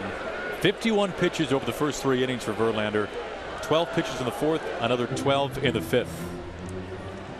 Well, here is that non-existent cutter. I feel like I keep hearing like Arnold Schwarzenegger in my head. It's no two. It's a cutter, and it cuts, and it's good, and the movement is late. And Justin Verlander has used it very well against the left-handed hitters in this lineup. That's the one thing about the Cleveland Indians lineup, especially today. Only 2 natural right-handed hitters in Napoli and Perez, and so he's dealing with all those switch hitters and lefties, and that's where that cutter becomes very effective. Again, the 0-2. Up the middle and a base hit. First time we've said that for the Tribe.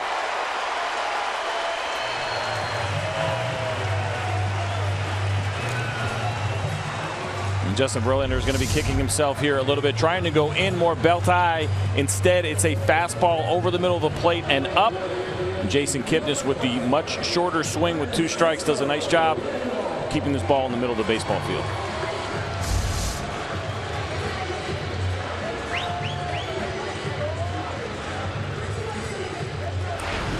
Five no-hit innings for Verlander.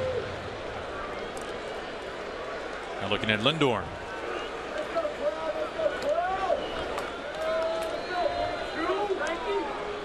Pretty remarkable that we've had only 1 no-hitter in the majors this year. You look at last year's 7, the year before that 8. Arrieta's against the Reds. That's been it. Right to Iglesias. Getting us back in plenty of time. Well, I think part of the lack of no-hitters and perfect games that we've seen this year have everything to do with guys getting taken out while they have no-hitters going. It has been the trend. Perfect game. A perfect game. Poor Rich Hill, 7 perfect innings, has to come out after 89 pitches because of the blister history, and then Ross Stripling earlier. For the Los Angeles Dodgers, 7 2/3 has to come out because of a pitch count. It's a little bit different in 2016. Now, your whole life has been pitching, CJ. Have you ever heard of, forgive me if the term isn't exactly spot on, but heat signs for Rich Hill with that blister? Yeah, they're hot spots. A hot spot. Hot spots is what they're going for. It is. I mean, you know, and a lot of pitchers go through it, and a lot of them go through different parts of their fingers. For me, it was the index finger once in a while, but it was never really an issue. Ishmael Valdez, if you remember him, always dealt with blisters throughout his entire career, and it does start to get hot, and you can start to kind of feel when it may be coming. Thought that was a little bit much. I kind of picture a trainer there, right, with a thermometer exactly. right up against the end of the finger. It's at 105. Get them out of there. I don't know what the number is and how exactly they figure it out, but you understand. You cannot get on Dave Roberts. You can't blame Dave Roberts. You totally get it. And they had a number of 90 in mind for Rich Hill when he had that perfect game going. He was at 89. We'd love to have seen him go at least one more. If he had the 5 or 6 pitch inning, then you give him a chance to go for it. But Dave Roberts made an executive decision. 1 ball and 1 strike to Napoli. Well, Napoli very good friends with Dustin Pedroia, of course, both playing in Boston together. And Pedroia, pretty big influence on Napoli to come to Cleveland because of Terry Francona. Francona and Napoli having multiple conversations over the winter about whether or not Napoli would come here to Cleveland. He's a free agent at the end of the season. The boys this year helped to stock out. 1 year, $7 million. You're not going to do any better than what you've gotten out of Mike Napoli so far. And you see the hit zone there, not surprising, down the middle. And also middle down, which maybe surprises you a little bit, is where he is up and in at 277. That is not an easy spot for a lot of power hitters to get to. Mike Napoli has meant a ton to this Cleveland Indians team this year.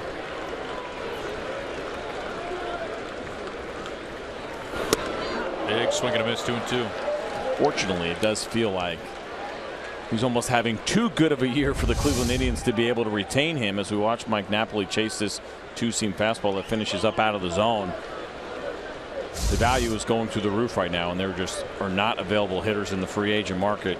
Mike Napoli is going to do very well, and I don't think it's going to happen here in Cleveland. That's been a career year in a number of ways for Napoli this season.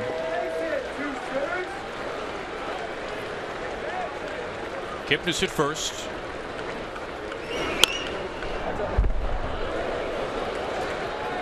The rare changeup from Justin Verlander, and that's what happens when you're facing that kind of hitter. He uses that changeup just 9% of the time. You see the grip right there, and he hasn't had a lot of success. The batting average against that changeup this year for Justin Verlander, the highest of any of his pitches at 295.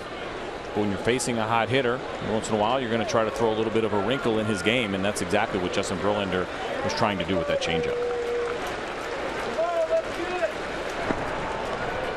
Keeping an eye on Kipnis, 12 steals this year. You got a nice look at the signs right there and how the Detroit Tigers use the non-pitch signs. You saw Jared Saltalamacchia put down his pinky and his index finger. We call that horns. It's a horn series. He followed with the 1. Horns 1 means throw over to first base.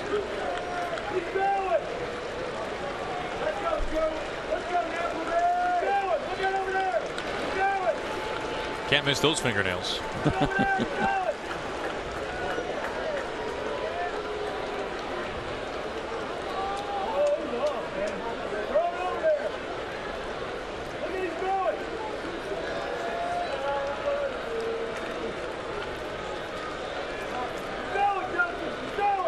The 2-2. Full count.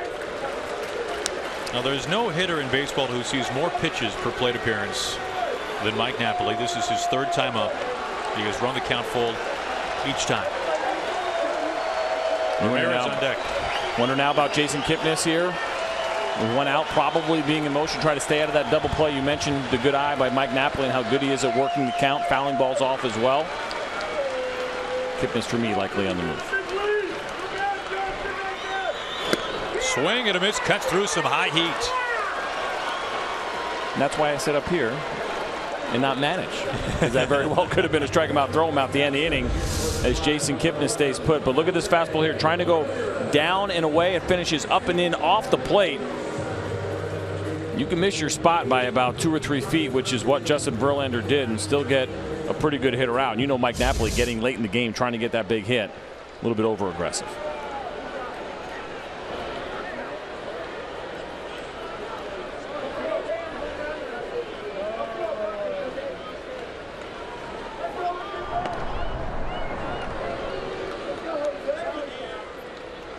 Now, CJ, last year, especially in the second half, we saw Verlander regain the form Verlander of old after a bit of a dip. People were wondering the innings, the pitches, are they finally catching up to a guy who was at one point one of the game's best, Cy Young Award winner, MVP as well.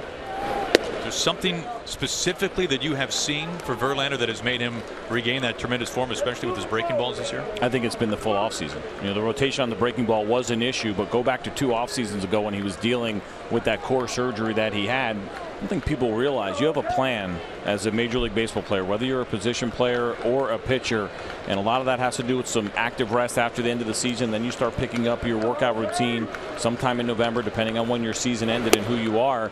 And when that gets disrupted, your entire season then becomes in jeopardy. I think that's what we saw with Justin Verlander. All of that got pushed back, and a lot of that got disrupted for him, and he has the full off season this past year, and it's not surprising to see him back to full strength right now and seeing the really good spin rate and rotation on his breaking balls. I think it had everything to do with the core issues that he was dealing with, and then ultimately that core surgery. He's followed behind 2-0 to Ramirez.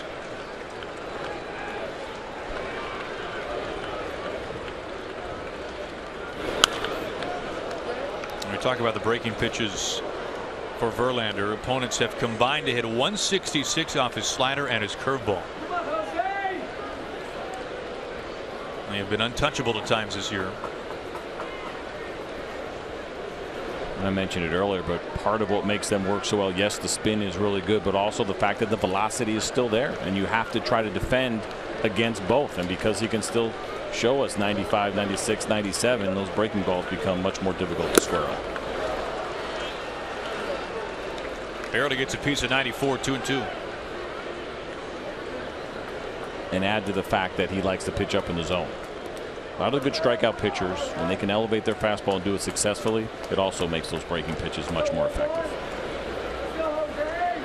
Facing Ramirez, who has been one of the best hitters since the break, batting nearly .330.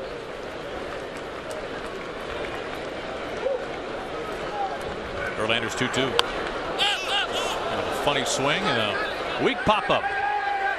The only hit of the day so far. Kipnis the single, stranded at first base.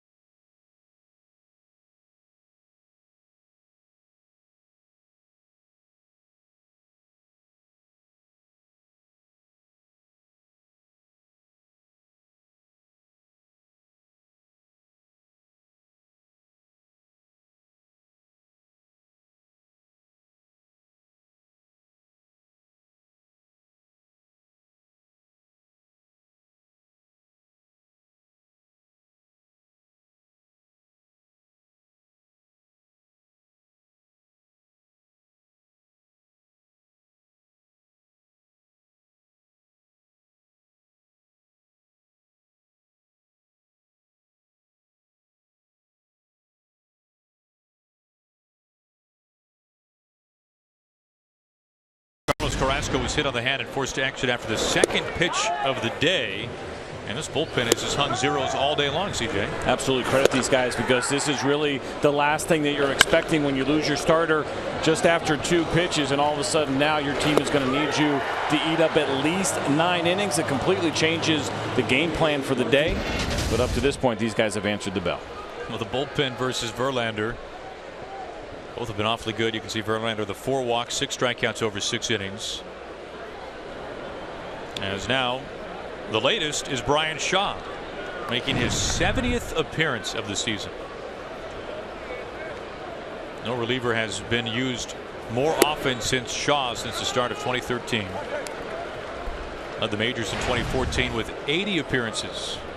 That was the year that the Indians set that American League record for most appearances out of a bullpen. Facing J.D. Martinez to begin the top of the 7th.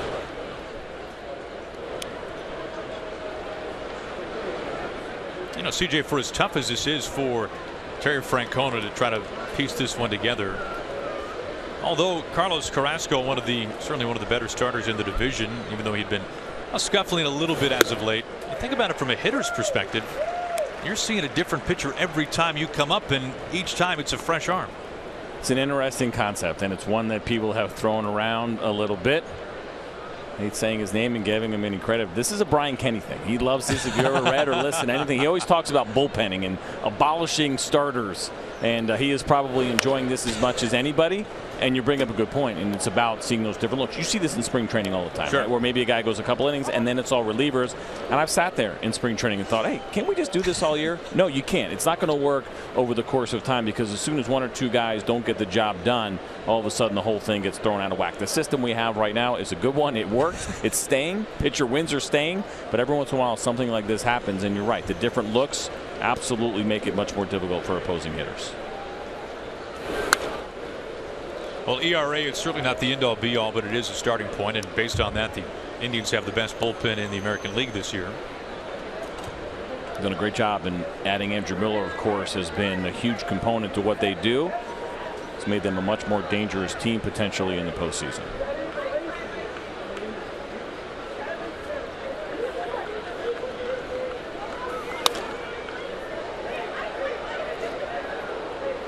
Martinez fouled it off his third pitch with 2 strikes.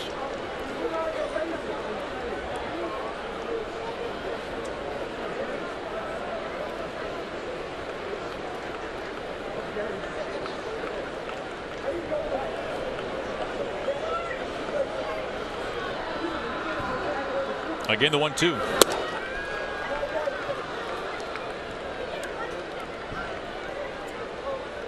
Shaw, part of a 3-team trade with the Reds, the Diamondbacks back in the winter of 2012. That also brought over Trevor Bauer.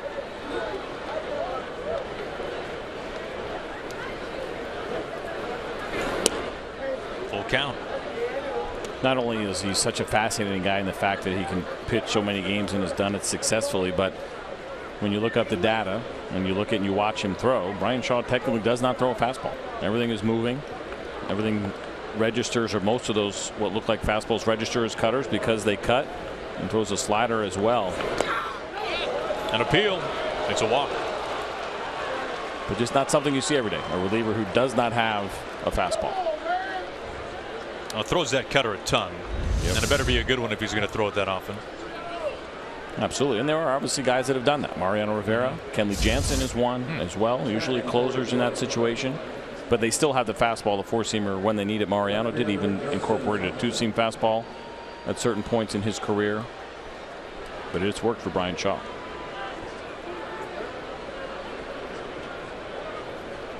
Now the second walk from the bullpen today for the Indians, but keep in mind the other one was an intentional walk. That was to Cabrera back in the 6th inning.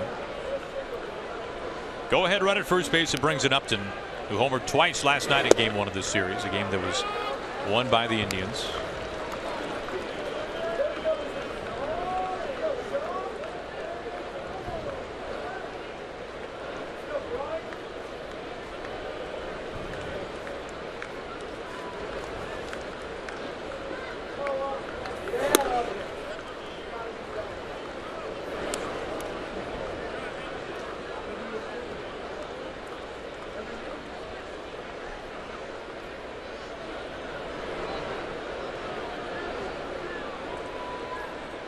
JD Martinez, the walk, held on by Napoli. We are scoreless here in the top of the 7th.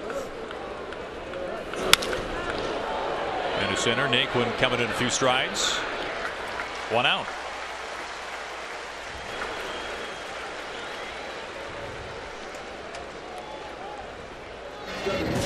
Now we're getting some news on Carlos Carrasco. A non-displaced fracture on his right hand.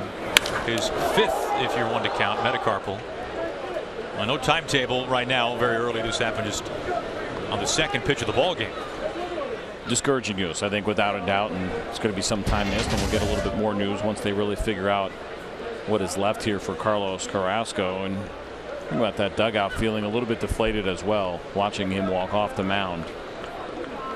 Hopefully, somehow, some way, this will not turn out to be the devastating news that it sounds like so far here for the Indians. Already without Danny Salazar.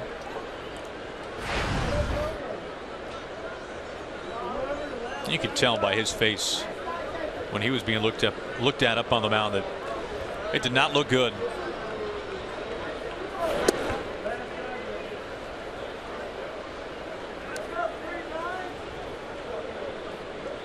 Saltalamacchia 0 for 2, a strikeout and a fly out to center.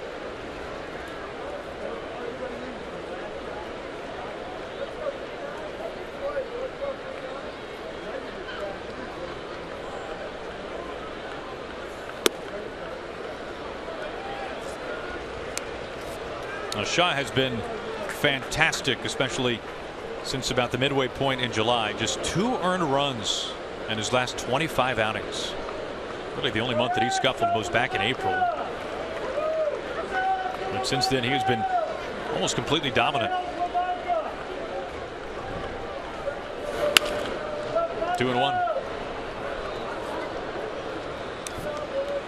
Well, the most popular way to follow the September pennant races and the postseason is with MLB.com app. The #1 app for live baseball. Enjoy game day, live game video highlights, StatCast news, and more. You can get MLB.com app on your favorite device now.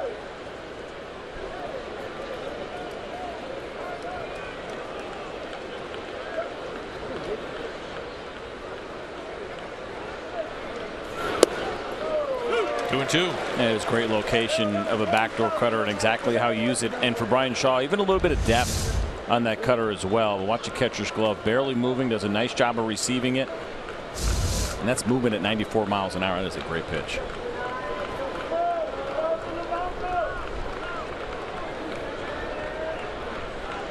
JD Martinez at first base.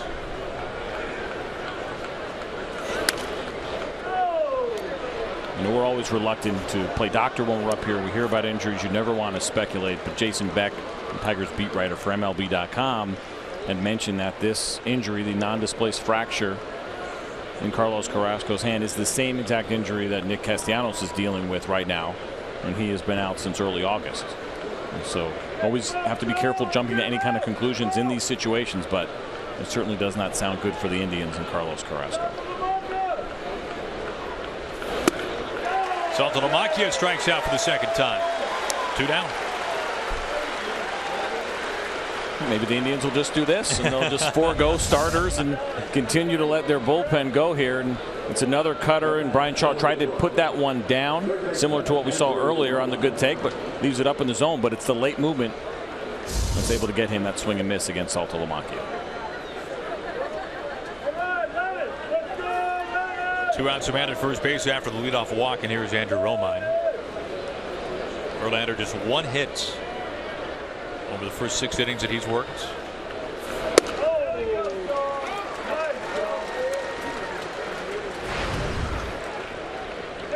And CJ, not that it's going to happen this way, but if you assume the worst for Carrasco, where does that leave this Indians rotation? Discouraged for sure. Corey Kluber still at the top, of course, but Salazar is out, potentially now Carrasco out. And so there's going to be an opportunity for Mike Clevinger to slide in. Josh Tomlin back in the rotation. Trevor Bauer's role becomes significantly more important now, and getting the consistency out of him. We've seen a lot of great upside from him this year. That has to continue. And like you said, more importantly, has to happen into the postseason. Guys are going to have to step up. That's all there is to it. When you lose guys, other guys slide up. You need them to get the job done.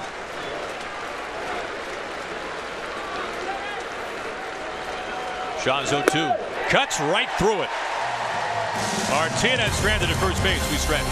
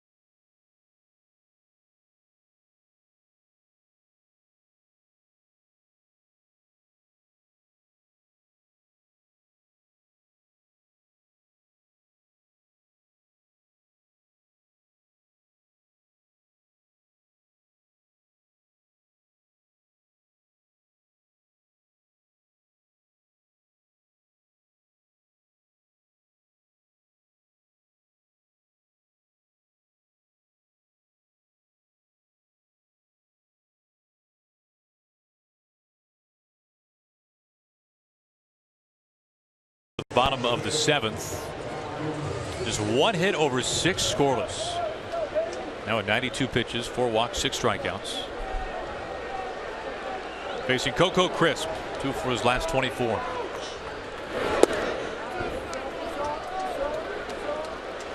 Coco now 36 years old in his 15th big league season. Originally an Indian, debuted with the Tribe back in 2002.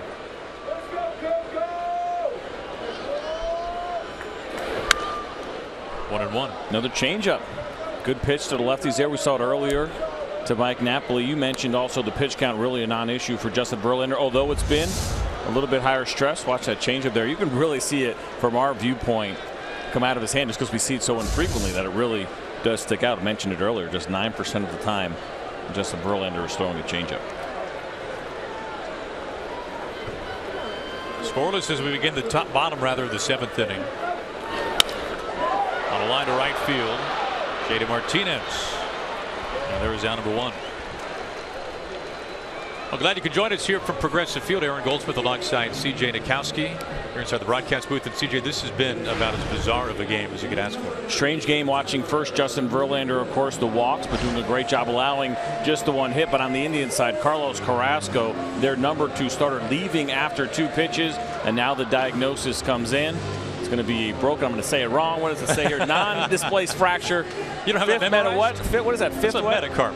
Metacarpal thing. I should have you do that part. That's your job. But anyway, this is a significant injury. The same exact injury that the Tigers' Nick Castellanos is dealing with.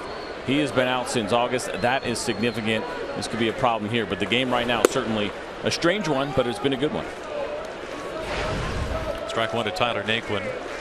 Naquin has seen nothing but fastballs in his first 2 at-bats. Struck out twice. And there's no reason to believe that that should change based on the swings that we've seen from Tyler Naquin. And they're going to stay up in the zone as well. And we showed it earlier. He has struggled on pitches up in the zone. And the bat just looks a little bit tardy against the Justin Verlander fastball.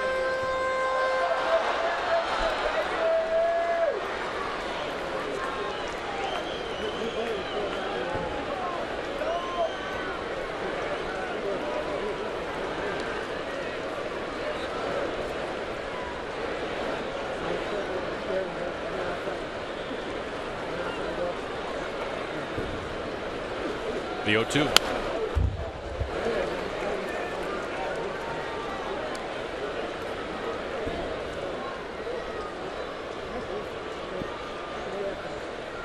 Naquin providing the Indians with one of the most electrifying moments of what has been a fantastic season. The walk-off inside the park home run against the Blue Jays not all that long ago.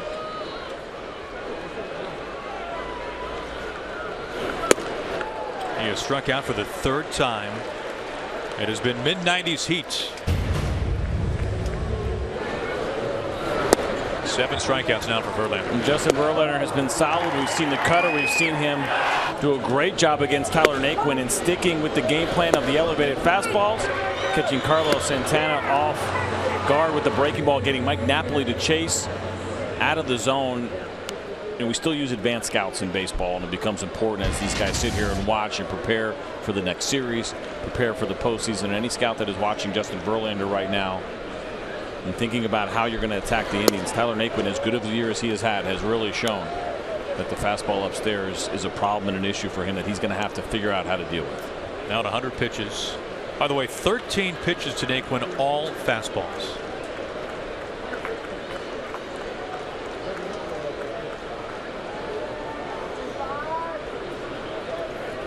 How many times, CJ, do we see young pitchers who have an arsenal like Verlander, where you've got a complimentary pitcher to a breaking ball that's been really good for you, and there's almost this reliance for youthful pitchers at this level to try to use all your pitches, when in Verlander's case he recognized probably after his first fastball to Naquin that this was a pitch that could probably get him out 3 times, and as we've seen, it has. Well, what you're seeing is a veteran pitcher against a young hitter, and a young hitter who's done a really nice job and has been pretty consistent, but has not been completely exposed to the league. And when you see a hole in a young hitter's swing, you make him earn it. You make him show you that he can hit that pitch. You don't have to necessarily mix it up. But I think for pitchers generally, big league hitters don't have one hole that you can constantly go to and get away with it. What makes them big league hitters is their ability to adjust at this level to the best in the game.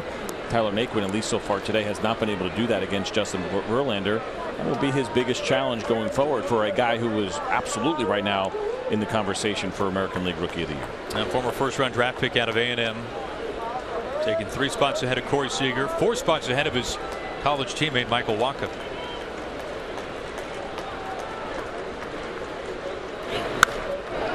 Watch out. Sandy Alomar Jr. ducking for cover. Still got a little quickness left, and see him kind of react to that. Omar Vizquel, former teammate, not even laughing a little bit. It's kind of funny. Thankfully, Sandy is smiling after that. Omar's giving him a dirty look. He's not impressed with the footwork.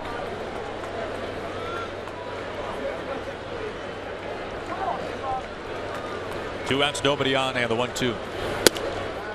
He moves it up to Almonte. Think about those teams when Omar Vizquel was here, Sandy Alomar Jr., the lineups that the Indians were able to throw out for so long. Really nice run that they went on when Manny was here, Albert Bell, Jim Thome, Roberto Alomar, Kenny Lofton. Now some glory days. Not fun rolling through here, I can tell you, as an opposing pitcher. Now the 2-2. In a very Verlander fashion, at 105 pitches, still has plenty of gas left in the tank. 95 miles an hour on that last pitch.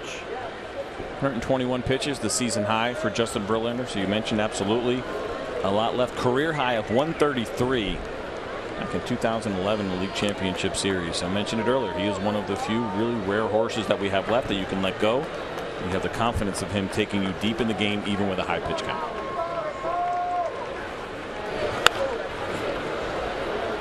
Weak pop up to Kinsler, and Verlander retires a sign in order, 3rd time the last 4 innings.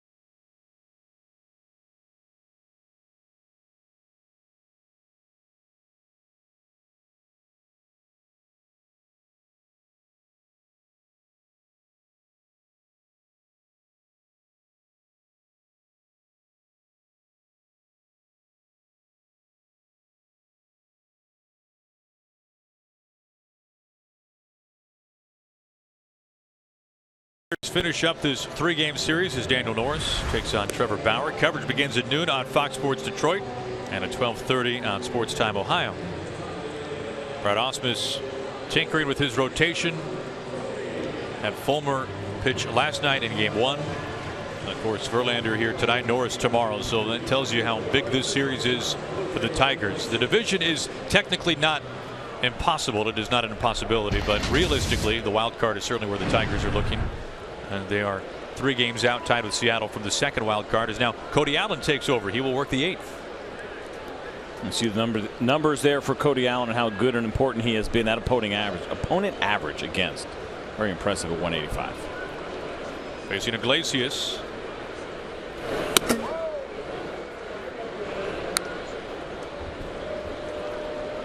Now, rarely this year, although it has happened, has Allen worked outside of the 9th inning.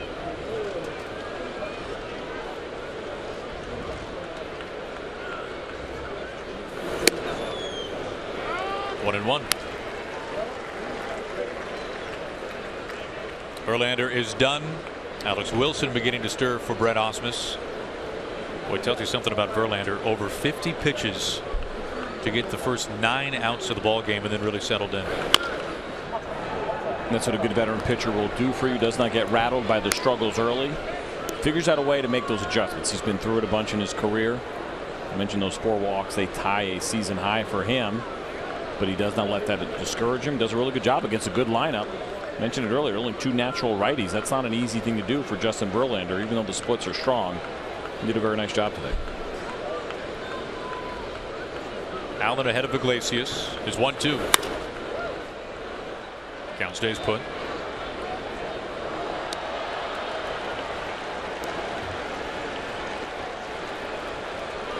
Now, since the start of 2013, only 3 men in the majors have more relief appearances than Cody Allen.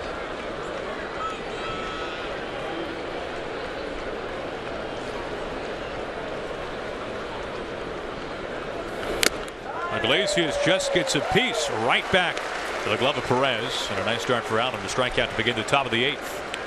See the frustration there from Iglesias. These are so difficult to lay off of for a hitter because that pitch looks so good.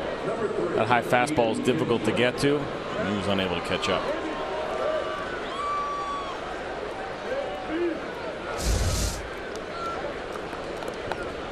Allen has been so good against righties this year, righty-righty matchups. Iglesias one, here is another in Kinsler. Right-handers hitting barely 150 against him. That's been a marked improvement for Allen this season.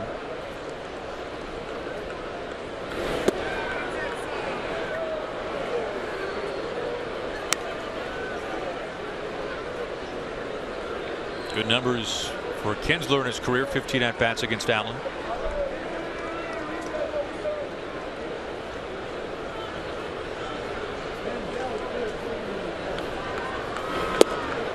CJ, curious your thoughts on this. If I had a team in the major leagues, the all unheralded team, I think Ian Kinsler might be leading the charge on that. He's always been in big lineups. You go back to his days in Texas, of course. Now in Detroit, there are bigger bats in the lineup than Ian Kinsler. But I'll tell you what, each year in and year out, Kinsler just puts up some of the most consistent numbers in the American League. I think it's absolutely a fair assessment.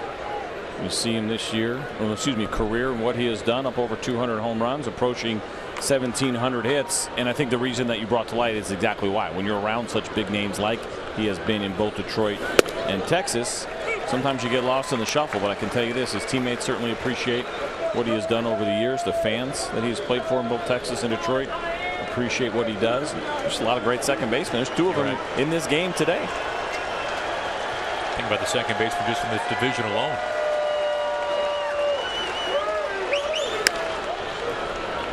Squibber. Ramirez far off the bag. 2 outs.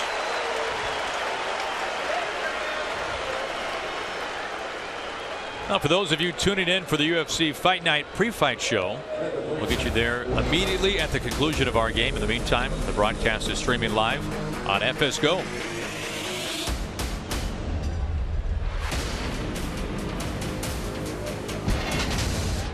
Cody Allen 2 up 2 down, now facing Cameron Maybin.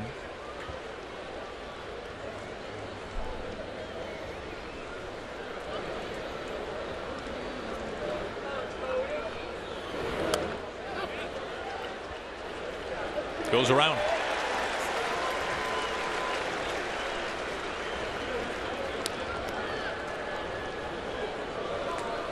Now, the Tigers had Cabrera at second base in the first inning. Little did the Tigers know that that would be one of the few times that they would have a runner in scoring position in this game.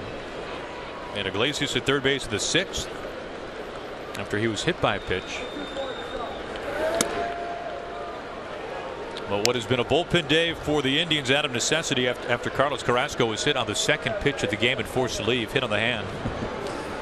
You see Justin Verlander right there mouthing, walking 4 guys, or I can't believe I walked 4 guys. He knows it. He's been thinking about it. Easy play for Kipnis on the side. Sat down in order for the first time since the 5th inning.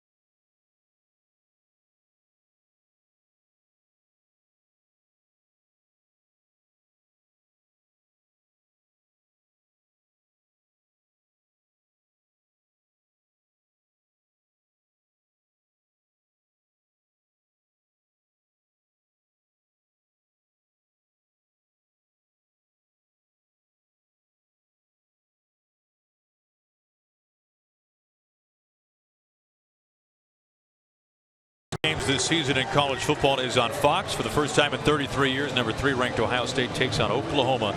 Don't miss this historic event. It has been moved now to 9:10 Eastern kickoff time, only on Fox.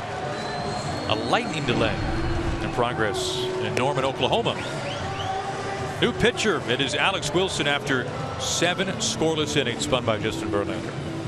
Verlander did a really nice job. Thought maybe he would get out there for one more, but the Tigers decided that was enough. Did a good job of working out of that trouble, working around those walks and some of the inconsistency that he was feeling early on. And now he turns it over to Alex Wilson, who's done a very nice job for the Tigers out of their bullpen this year. It has been kind of a consistent issue for them year to year. Their bullpen getting the kind of production that they need. Alex Wilson, though, very nice here in 2016. Facing 9-1-2, it begins with Perez, the catcher. 0 for 2 today. For Verlander, first time he has allowed just 1 hit in a start since August of last year. Able to work around those 4 walks.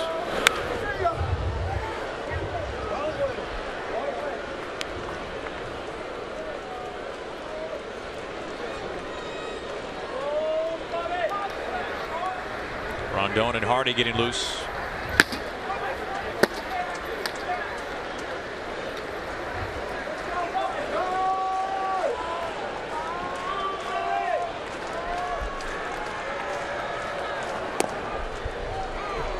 Oh, 0-2 to Perez.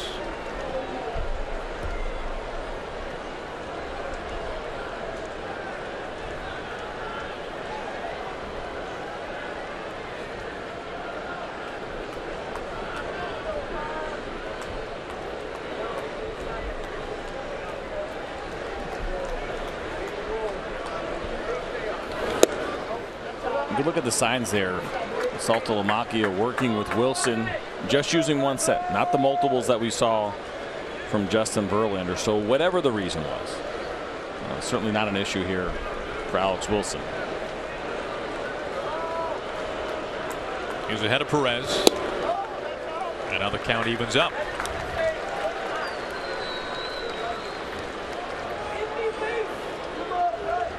Now Verlander, another quality start. had a string of 11 consecutive quality starts before his last time out, when just 5 innings versus Baltimore. That was the longest string of quality starts in Verlander's career. They started a new one tonight.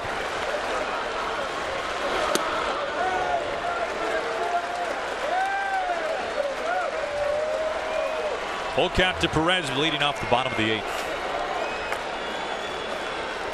Santana waiting on deck.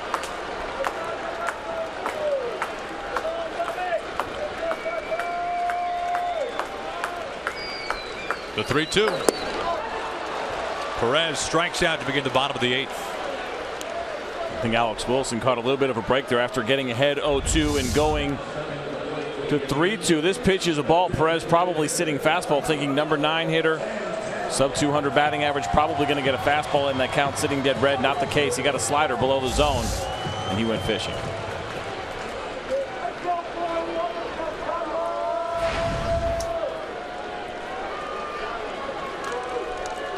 Santana a walk earlier tonight. Only time he's been on base.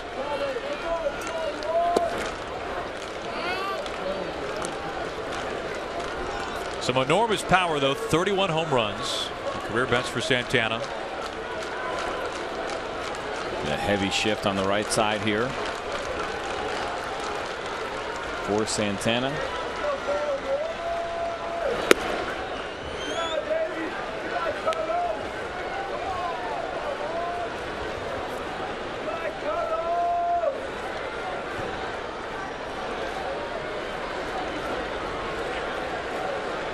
Indians have won 12 of 13 this year against the Tigers.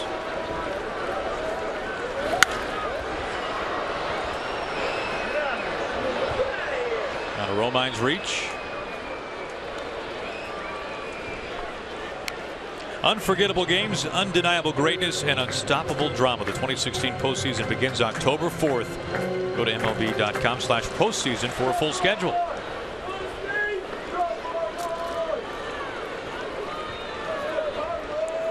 Cabrera and the Tigers just have not been able to figure out the riddle that has been the Indians here in 2016.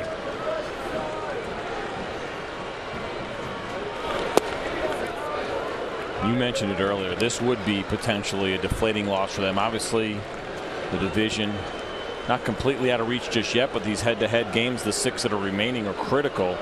Really, the Tigers probably have to win at least 5 of them, and ideally, really, maybe all 6 to try to make this thing close.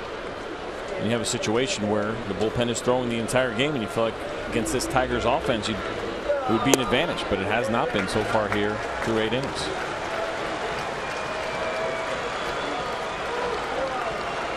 They will ask a lot of Trevor Bauer tomorrow in the finale. With the bullpen being used so heavily here tonight. 1 out, nobody on, bottom of the 8th inning.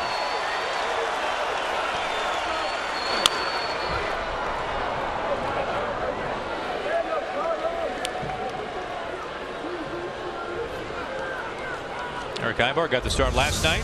Shortstop for the Tigers. A 3-2 count, another pitch below the zone. Too close for Carlos Santana. Not going to let that one go by in a full count.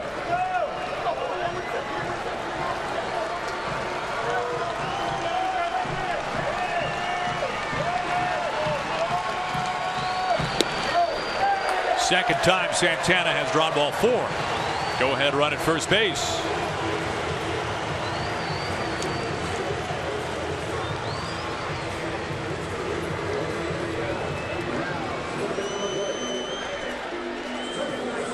That brings in Jason Kipnis. Kind of an interesting hot and cold zone when you think about how we look at typical lefties. We always say down and in is a strength for them. Not necessarily the case for Jason Kipnis. In belt high, he's been very good at 340. One of the best part of the zones that he has hit in. But down and in, up and in, and down and away have been big holes for him.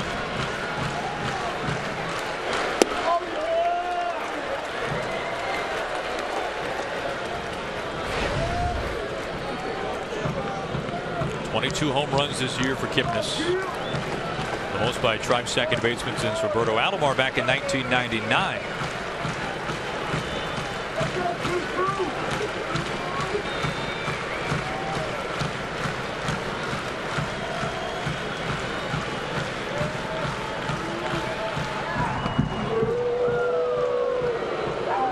also tells you, just by looking at that hot and cold zone, it also tells you what kind of hitter Jason Kipnis is. He's not dead pull, as we see him against Alex Wilson, 4 for 7 this year. The Tiger defense right now playing him straight up because he uses all fields very well. A handful of doubles and has driven the ball pretty well to left field this year.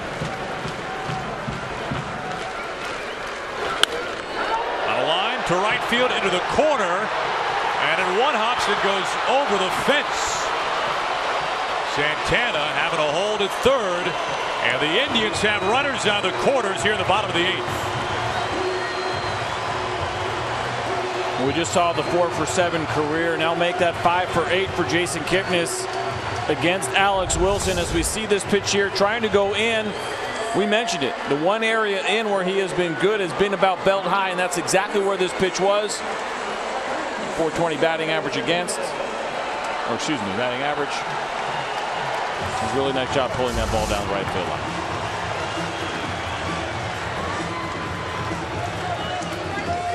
Verlander can only watch 7 scoreless from the Tigers' ace. He has handed it over to Alex Wilson, who walks Santana. Santana now stands at third. Kipnis at second for Lindor.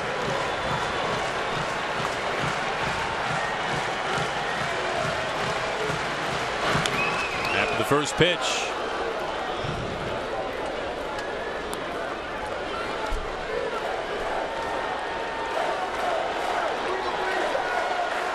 And usually with switch hitters like Lindor, you're looking at potentially stronger one way or the other, but not necessarily the case.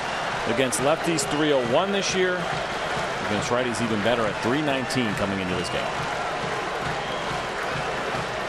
Lindor right now mired in the worst slump of his young career. 3 for his last 28. 0-2.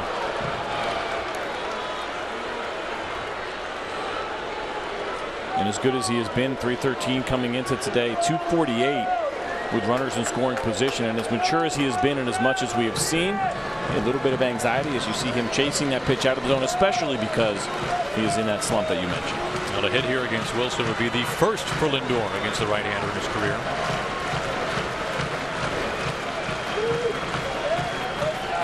A golden chance for the Tribe here in the bottom of the 8th inning.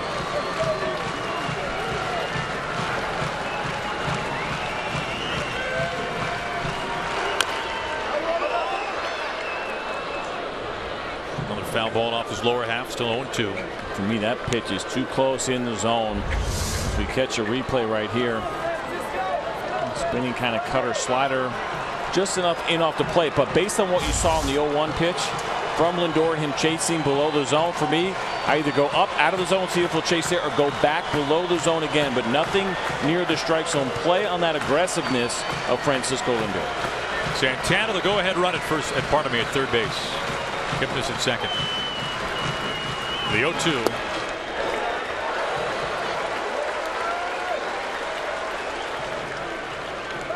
Now, like that pitch, a lot better 0-2 than the one before that. Now it becomes about the different options here. Want to throw that slider inside, back foot, go for the strikeout, elevate the fastball up in. There's another place that you can go here. It's still way ahead in the count. Infield is in. 2 outs. That's a really nice sequence right there. After the fastball down and away, come back with the slider cutter at 88 miles an hour. Look at the location. Saltalamacchia set in off the plate.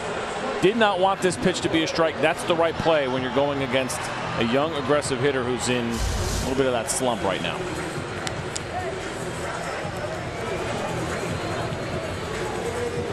Two outs, 2 on for Mike Napoli.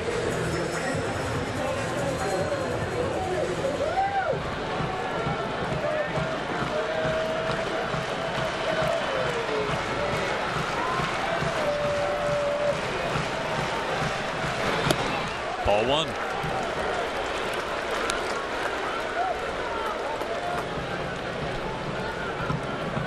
Batting just 173 this month. Big night last night, however, drove in 4.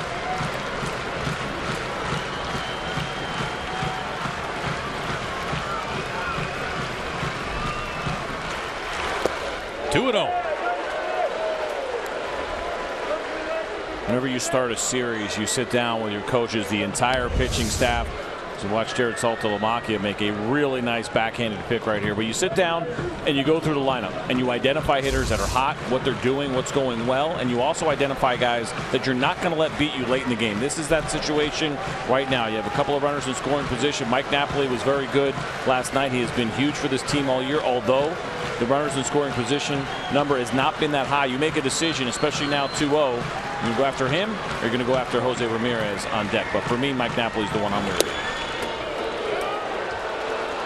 Able to get a strike in to make it 2-1. And Ramirez on deck has simply been one of the best producers with runners in scoring position this year. Batting over 350. The name might not scare you, but production does. John Adams doing his usual thing.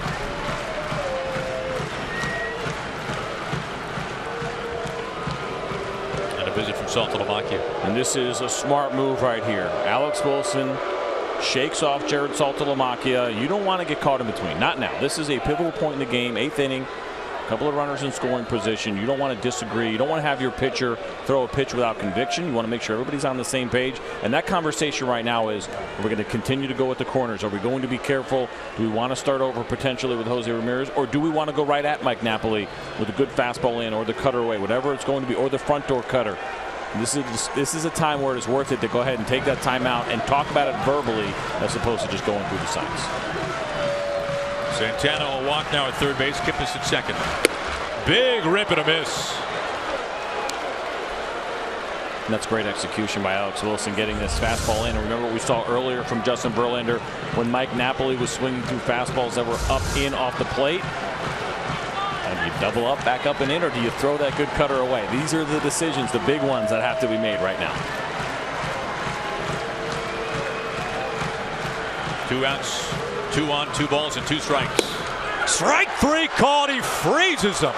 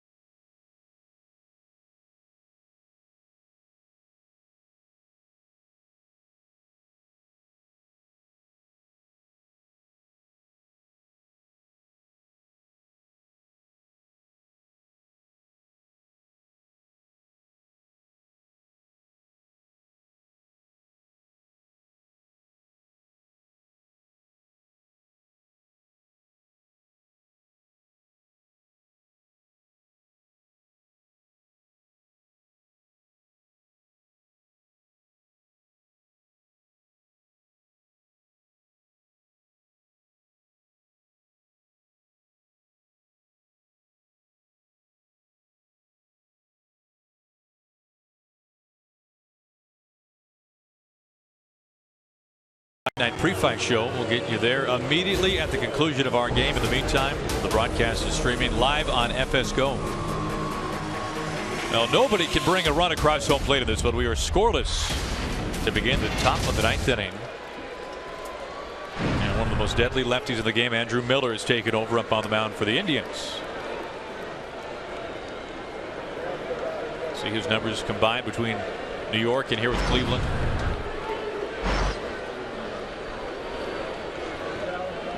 Facing the heart of the order for the Tigers. Strike one to Miguel Cabrera. Outside of Aroldis Chapman, when you think about teams that improve bullpens over the course of the season and around the trading deadline, the Cleveland Indians did very well for themselves, giving up a high prospect in Clint Frazier. But knowing that they're in a position not only this year but for the next couple of years, and Andrew Miller is under control for 2 more after this year, they have brought in one of the best arms that this game has to offer right now when you look at bullpens.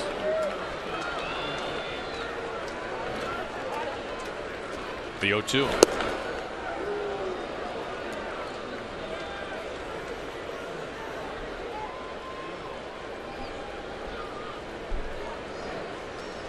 Justice Sheffield, a lefty, the other man going over in the deal to the Yankees for Miller. Mentioned Frazier. A couple other minor leaguers. Miguel Cabrera is so much fun, and he shakes his head. Yes, he fouls that ball straight back. Andrew Miller trying to go in, overthrows it, leaves it up over the plate. Give him a little head nod there. Do that again, miss that again. Now I'll tell you, Manny Ramirez was fantastic at that, and he would set lesser pitchers up to throw a breaking ball there, and he'd be waiting for it, making you think that, oh, just missed that fastball, give me another one. And a younger pitcher think, okay, well, I better go breaking ball. And you see a little bit of a slider there. Miguel Cabrera knows how to have fun in big situations. A little head nod. It's nice to have that kind of talent, be that confident, and be that comfortable. And it's easy to have fun when you're blazing a path to Cooperstown. Without a doubt. But like I said, sometimes those antics, there's a purpose behind them. It's to try to get in a pitcher's head a little bit, make him think about pitch selection, and maybe get him to go away from his strength. Miller's 2-2. A full count. You're not going to get Andrew Miller to change his mind, though. He knows exactly what he wants to do. He knows how dangerous of a hitter Miguel Cabrera is. Miller throws that slider so often, and has been his best strikeout pitch. Time is called.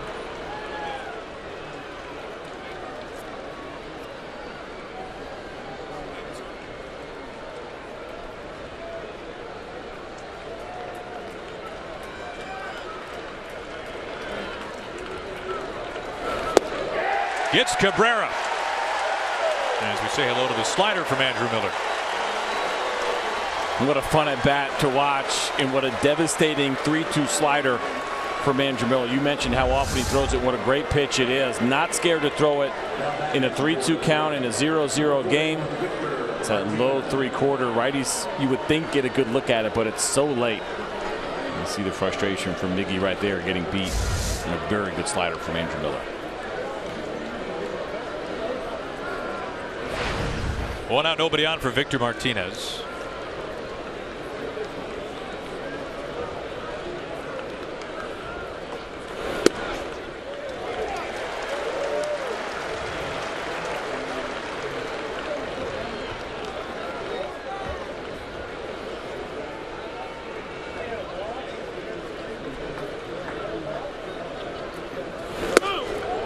It was just the other night that maybe we were saying for the first time that the Yankees really missed having Miller when Betances gave up the walk-off 3-run homer at Fenway Park to Hanley Ramirez. The Yankees have surprised really even themselves as far as how close they have gotten at a potential postseason spot, and I don't think they would have done things any differently, but without a doubt they certainly miss having Andrew Miller and Aroldis Chapman. And pretty incredible when your third guy on the bench in the bullpen is Dellin Betances. Miller ahead 1-2 to Victor Martinez after a strikeout to Cabrera. Scoreless here in the 9th inning. Watch out.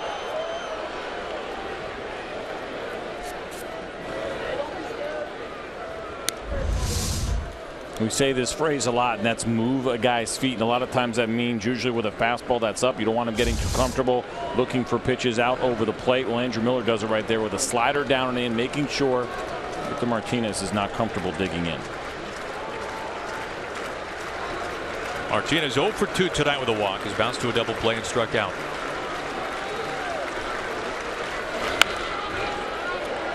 Far off the bag, Napoli. Miller coasting to first, 2 outs.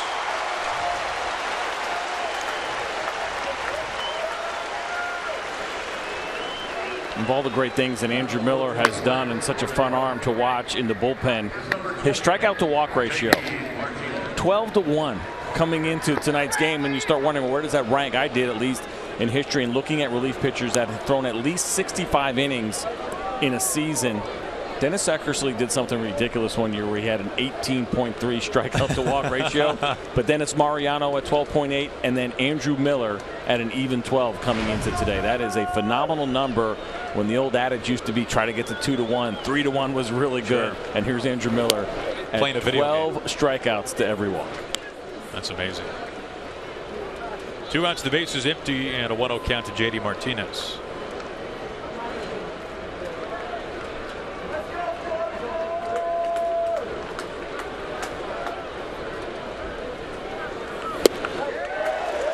Cuts through some heat at 95.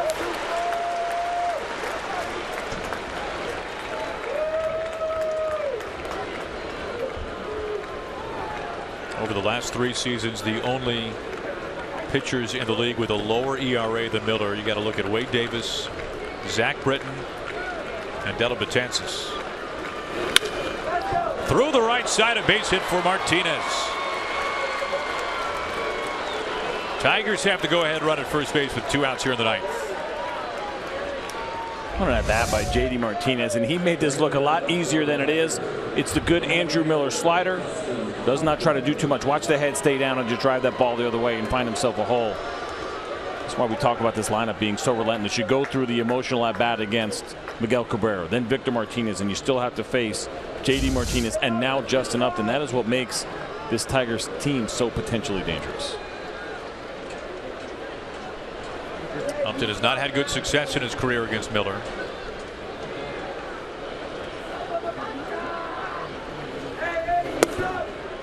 Ball 1. I mentioned that ridiculous season that Dennis Eckersley had. It was back in 1990. He was 35 years old at the time. He only walked 3 guys. He had 4 walks total. 1 was intentional. 3 walks for him in 73 in the 3rd innings. That's amazing. Justin Verlander walked 4 tonight. 1-1. Upton 1 for 11. That 1 hit, though, did some damage. And I bet you if you ask Andrew Miller what pitcher was, he will tell you exactly what it was. These are the things that you remember, not the 10 other times that you got him out, but the 1 time that he hit the home run.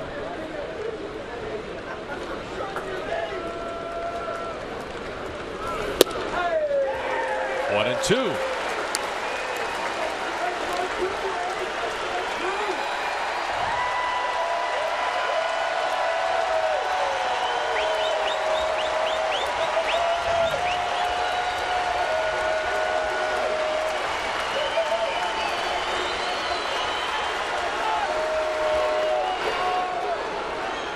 Slider missing to make it 2-2.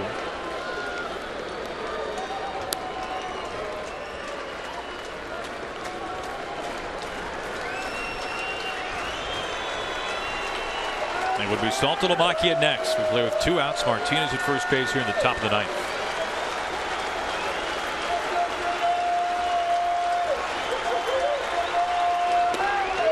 And now a full count. And this becomes interesting. It's 2 pitches, right? It's a fastball, it's a slider. You saw Miguel Cabrera get a very good 3-2 slider as a right-handed hitter. Justin Upton remembers that.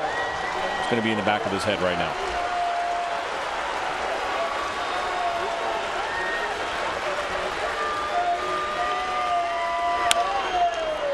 To right field, right in line with Almonte. How often do we get to say this bullpen has worked 9 scoreless innings?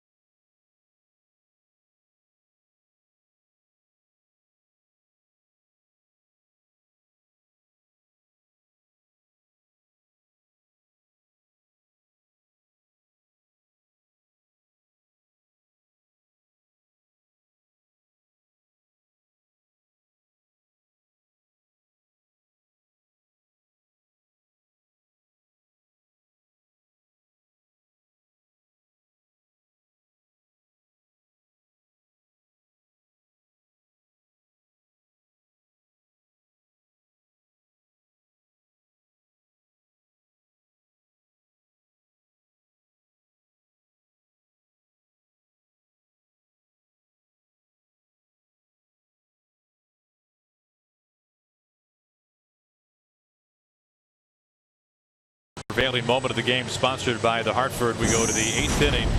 Alex Wilson up on the mound. 2 runners in scoring position. Gets Lindor, gets Napoli looking to end the inning.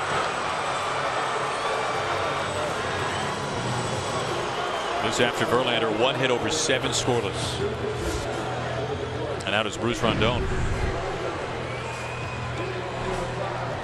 Another big arm here for the Detroit Tigers, and a guy who's been very good for them last year. Struggled a little bit, got sent home. Lack of effort was the phrase that the Tigers used. Never heard that one before, but they know the upside with this guy. Great fastball, good stuff. See that opponent batting average 194 against. This guy's got a good arm. He's going to try to contain the Indians here in the bottom of the 9th. A run wins it for the Tribe.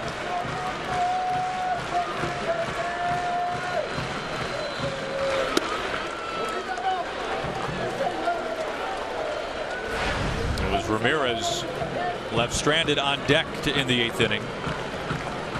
One of the best in the American League this year with runners in scoring position.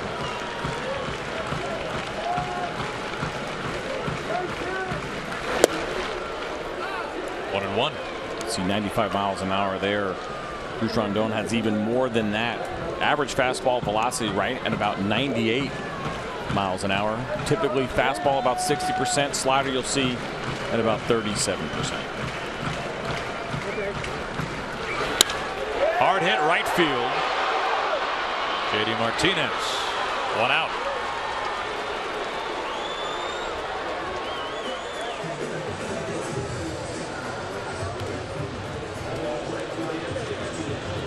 There's Coco Crisp.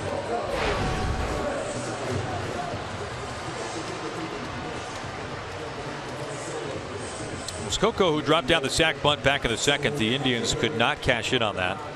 They stranded Ramirez at second base, Napoli at 3rd after both reached on walks from Verlander.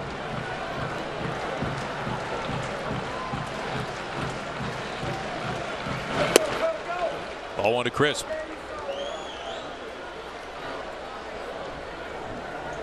Again for the Indians, their magic number is at 9. The win would be their first division title since 2007. Meanwhile, the Tigers trying to stay relevant in the wild card race.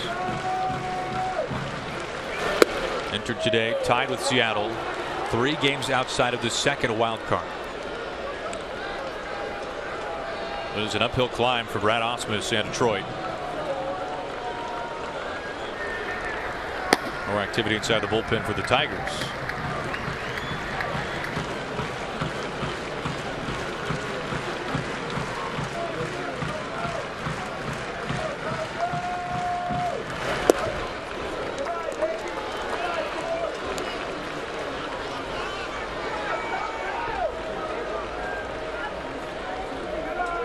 Rondon was running that fastball up to 100 plus his rookie season. That was back in 2013, then missed all of 2014 because of Tommy John. A miserable season last year. Has had a nice bounce back year here in 2016. Crisp not happy. See the frustration in the turn there. Letting the home plate umpire know that he disagreed with this being a swing and probably wanted a check. But Mike Everett did a good job of seeing that barrel go across the plate. And he called it himself. And Coco in the midst of a 2 for 25 slump.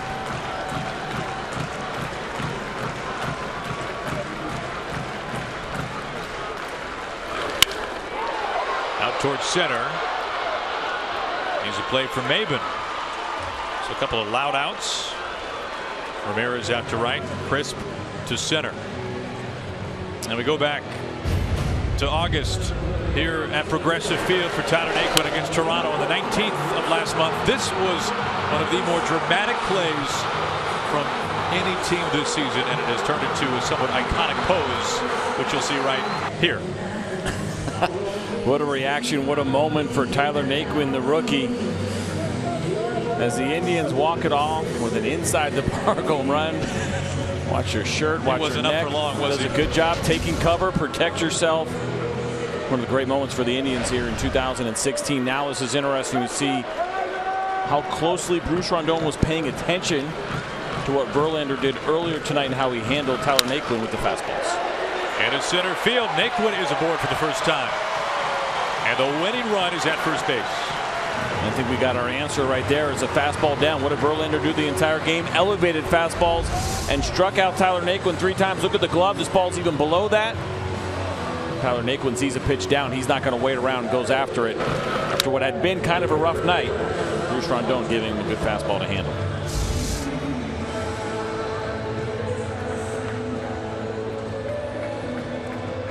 And brings out Rich Doobie, the pitching coach.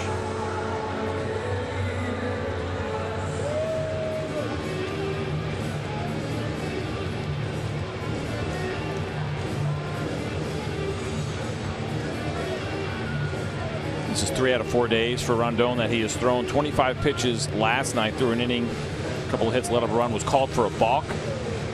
When a runner took off early on him, they're going to keep an eye on that. Maybe a little bit of a reminder. He flinched and got called for that balk, and I would see in a big situation something you want to be a little bit weary of. That base hit for Naquin represents the first hit from an Indian not named Jason Kipnis. Rajai Davis will run at first base.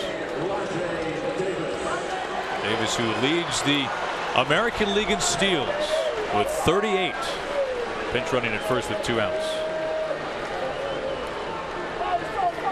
What a great pickup this has been. We mentioned Mike Napoli, but also Rajai Davis, what he has done for this team. The element of speed. Those stolen base is so important, so difficult to come by these days. And you can guarantee that Rajai Davis is going to be working hard to put some pressure on Bruce Rondon right now, not only trying to steal a base, but the added benefit when you have a quick runner and a pitcher that's slow is that sometimes they make mistakes worrying about that runner too much and they leave a pitch out over the plate. 0-1 to Almonte. And the time there for Rondon, which scouts will keep how long from the moment you move to that ball crosses the plate. 1.4 there. Considered a little bit slow. You'd like to be under 1.3, 1.2 is a good number. And to work from there down. They know that right now. Sandy Alomar Jr. knows that. Rajai Davis knows that. We'll see here if the Indians get aggressive.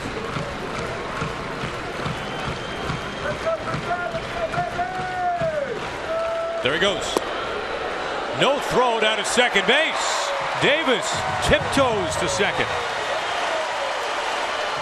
And at first glance, I will tell you that did not look like a great jump by Rajai Davis. We'll watch it here. Looked a little bit slow, and he peeked in, which tells me that that may have been a missed sign. When you see a base stealer look in like that, that tells you it's a hit and run. He's trying to pick up the ball. And breaking ball in dirt, so I'm not exactly sure if there was a missed sign on either side, but nevertheless, Rajai Davis now safe at second base, and the smart move, of course, is to go ahead and go with the intentional walk to Almonte. Chisenhall, who's been dealing with an abdominal issue, showing up on deck.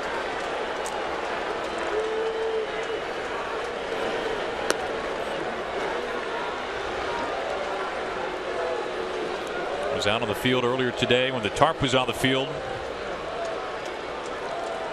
Trying to work that through. Terry Francona said that maybe he could appear later tonight as a pinch hitter, and we were seeing that come to life here in the bottom of the 9th inning with 2 outs. A great opportunity here for Lonnie Chisenhall, who's done a really nice job and has found himself a second career as a right fielder. Brad Ausmus, it looks like it's going to let Justin Wilson take things over.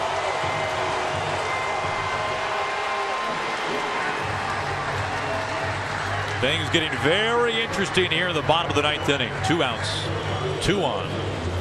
Chisenhall about to pinch hit. A chance to win it for the Tribe.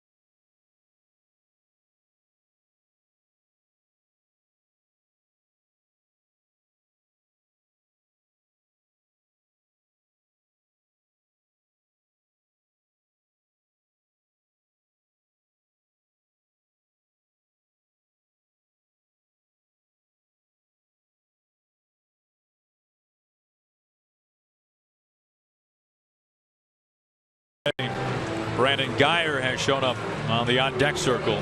2 outs, 2 on. The winning run for the Indians is at second base. That's Davis as Justin Wilson takes over now. See the numbers there for Justin Wilson, the big arm, of course.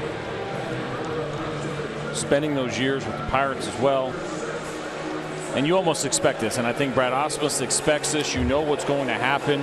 You've seen it play out a number of times. Brandon Guyer has been very good against righties since he's been here in Cleveland. Very similar numbers against lefties as well, almost even splits. We'll see how Justin Wilson decides to handle him in a tough spot now with that winning run on second base.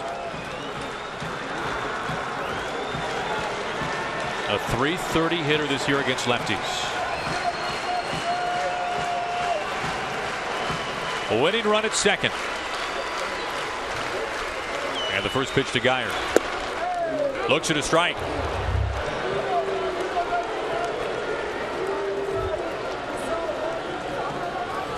See those numbers there against the lefties that you mentioned. It's a no-brainer to make the move. Justin Wilson, though, on the other side, has actually been better against right-handed hitters this year. Just a .242 batting average against compared to the .310 against lefties this season. Keeping an eye on Rajai Davis. Time call. And that becomes extremely important. It's not about Rajai Davis stealing third base. He's probably not going to try to steal third in this situation, but the secondary lead is so important on a baseball that is hit to the outfield. You want to try to keep him close. You want to try to keep his momentum going back towards second base and preventing a strong secondary lead that makes it too easy for him to score. 0-2 on Guyer.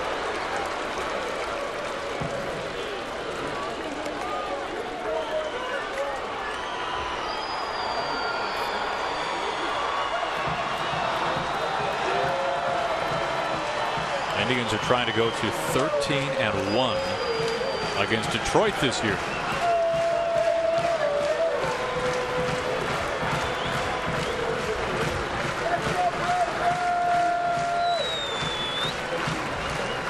Winning run at second, 2 outs.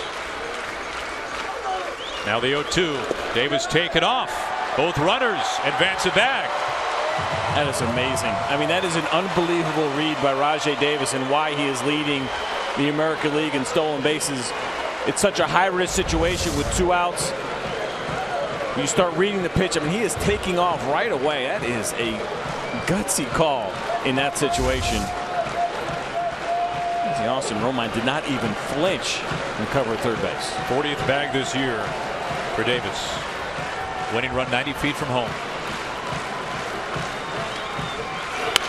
On the ground and a foul ball. Tim Timmons making the call.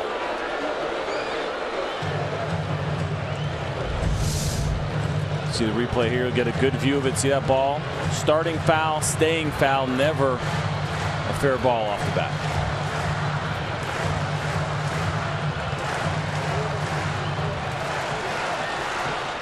Obviously, the big benefit, of course, to that stolen base as well as a wild pitch as you try to go for that strikeout and think about burying a breaking ball down in the dirt. You become a little bit more reluctant with the winning run sitting on third base.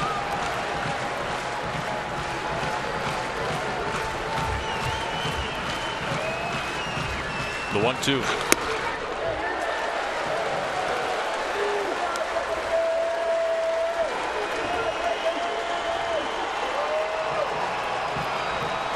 Santana on deck, held without a hit so far tonight, but has walked twice. White knuckle time for Justin Wilson and everybody else here in downtown Cleveland right now.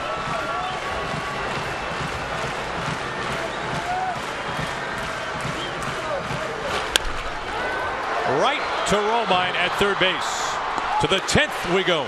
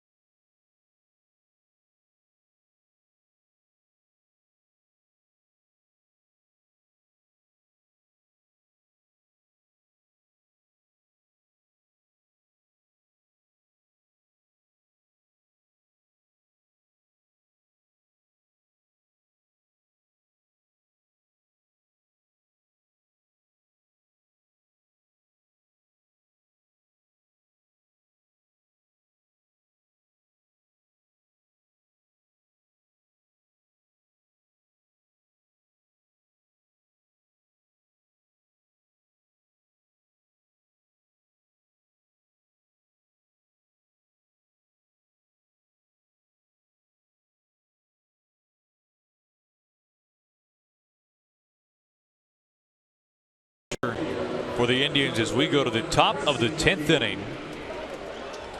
Rajai Davis, who stole not just one bag but two bags in the bottom of that 9th inning, stranded at third base. He is in center field for Naquin. And Casey McGee pinch hitting for Saltalamacchia to begin the 10th.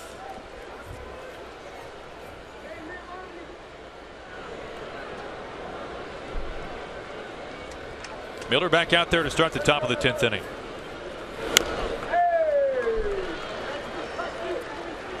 Think about pinch hitting and such a unique skill set that it is. You're not in the flow of game. Try to come in big situation here, extra innings, and you get Andrew Miller. And a really good slider. And a lot of guys will tell you, you saw it right there from Casey McGee.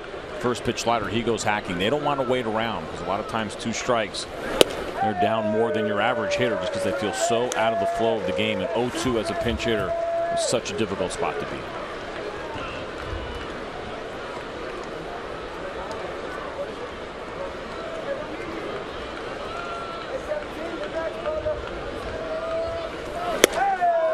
Three pitches, all strikes.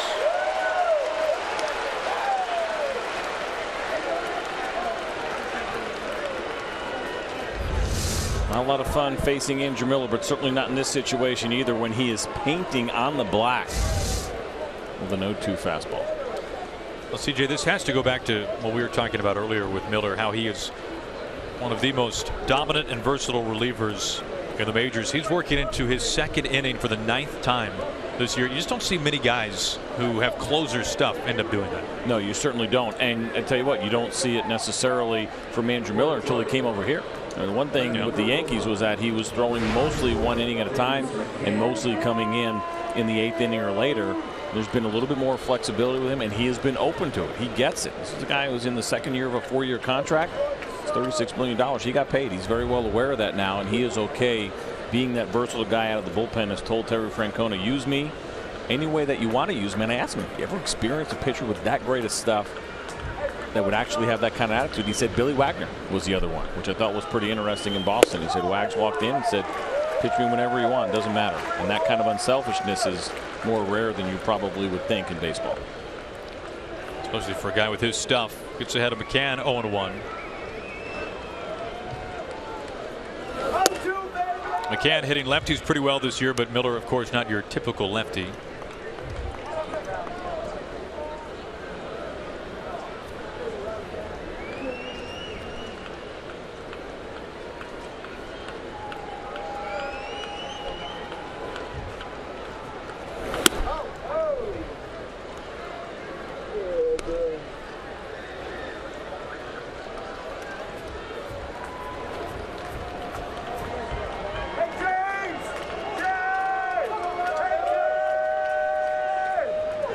Miller last night 21 pitches in a scoreless inning.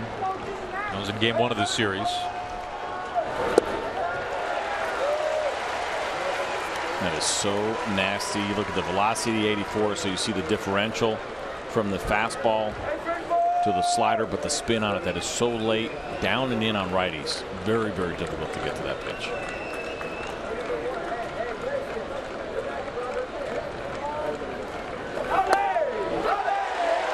Back-to-back strikeouts, both finishing with the fastball. Tell you what, he makes it look easy and he makes it look fun. And for Andrew Miller, knowing that he's got that 95, 96 in his back pocket after seeing that slider, it is unfair for guys that are coming off the bench trying to face that in this situation.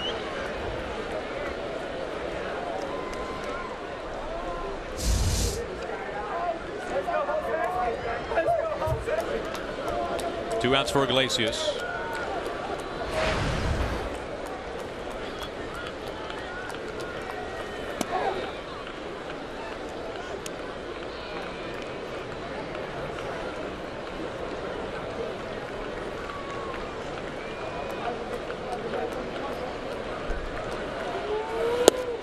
One and one.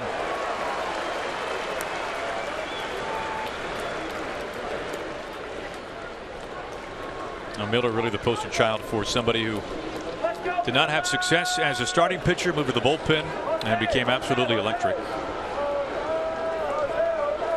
This is of course not the first year that he has been traded at the deadline. He's been a very popular piece every summer, it seems like. the thing that's so amazing about what he has become, it's not just the fact that he became a great reliever in the process, but also the walks. The walks went down so dramatically from when he was trying to be a starter. He struggled with command mightily in his career. But then there's something about the bullpen that just works. The mentality works better for some guys. The idea of being able to potentially pitch every day, just air it out for an inning or two at the most. Guys just get comfortable, and Andrew Miller, like you said, the absolute poster boy for dominance from a failed starter going into the bullpen. It's 2-2. Snared right by the ankles from Miller. Throws some heat to first base. He retires his side in order. 2 scoreless from Miller.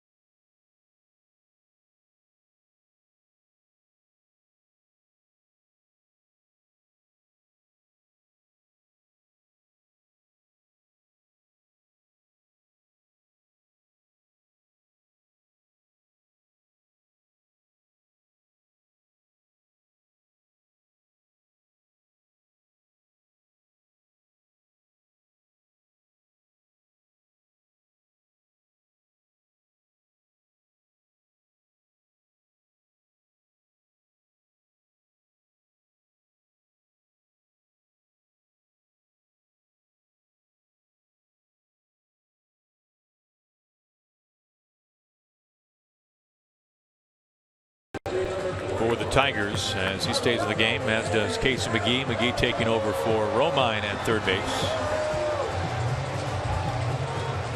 Terry Francona has used 8 relievers to spend 10 scoreless innings. And the beauty of September, he still has 5 arms left in the bullpen.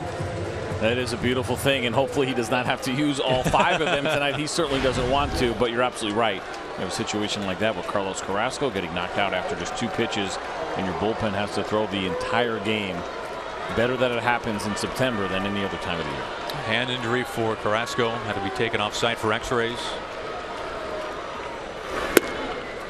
Ball 1 to Santana. So once again, the Indians have a chance to win it as we open up the bottom of the 10th.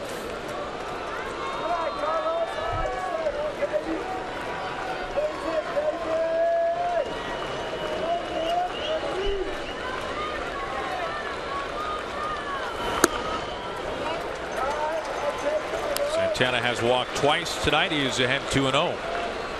And this is what he does so well. Such great awareness of the strike zone. Why he hits in that leadoff spot. We mentioned it earlier. Power this year, yes. It does not kind of look like your prototypical leadoff hitter, and we've seen other teams do it as well. Get your guy that can get on base the most. Forget about, don't worry about whether or not he can actually run. And the other trend we've seen this year with leadoff hitters with some pretty extreme power. Santana would fit that mold, although the vast majority of his home runs this year have come against righties. Hardly has any against lefties.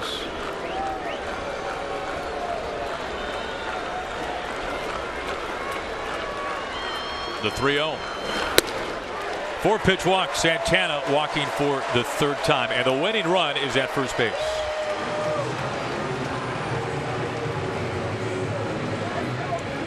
See Gene Lamont there, Tigers bench coach, on the phone. We'll get somebody up down in that Tigers bullpen.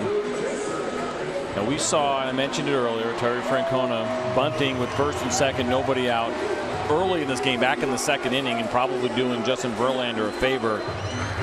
Lefty on lefty, Kipnis Wilson. I actually like the idea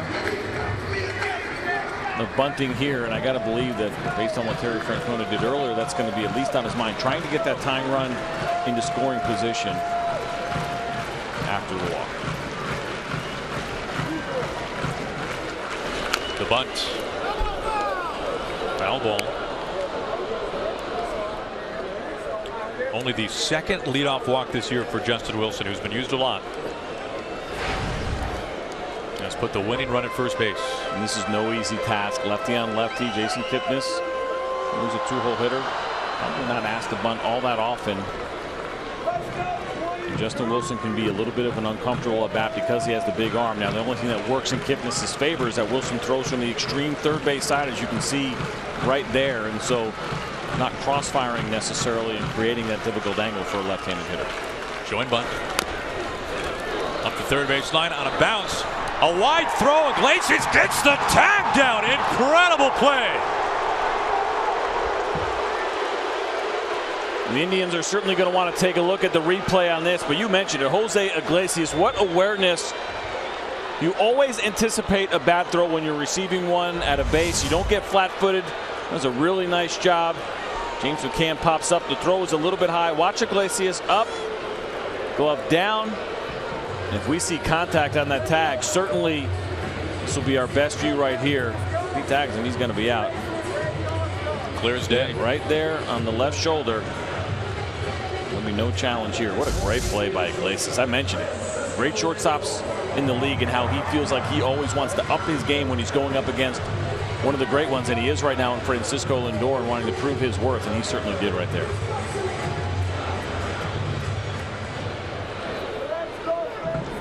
And speaking of Lindor, here he is, 1 out, 1 on.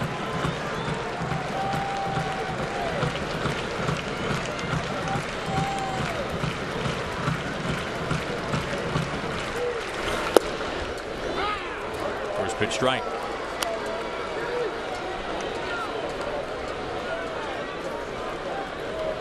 Lindor struck out back in the 8th with 2 runners in scoring position. Now a 3 for 29 slump for Lindor.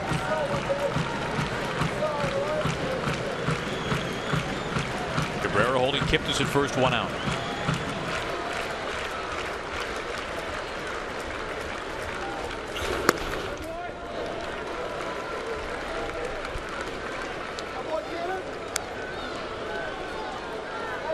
Wilson coming over from the Yankees before this season. He's pitched very well lately. Just 2 runs his last dozen times out. Before that, had really been roughed around. Otero getting loose.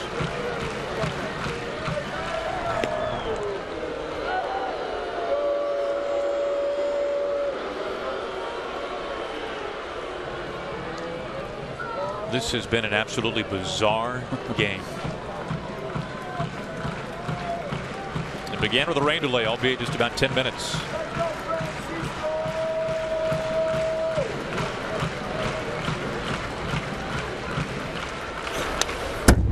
One and two.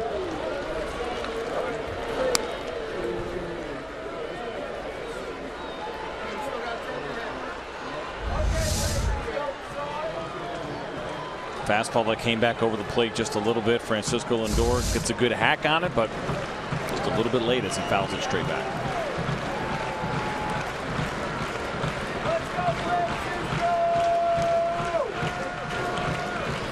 Kipnis the winning run at first base.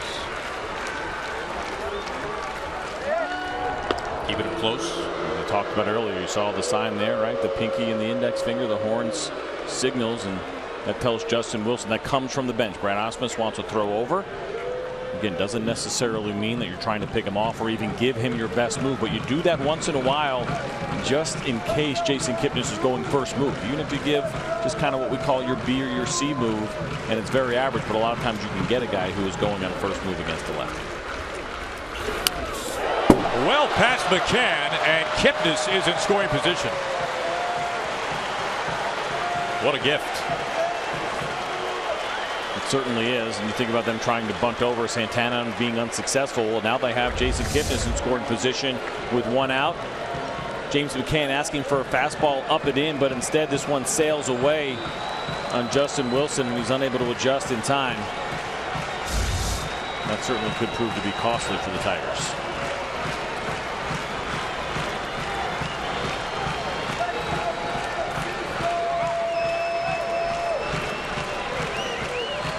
Winning run at second base.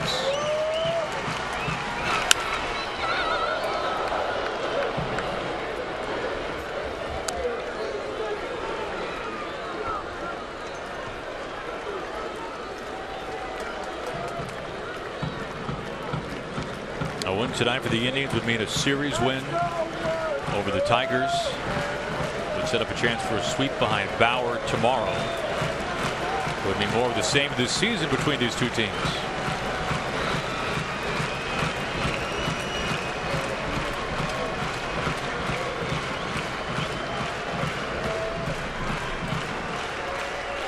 Now the 2-2. Kipnis taken off, and it's behind McCann. Bounces right back to him.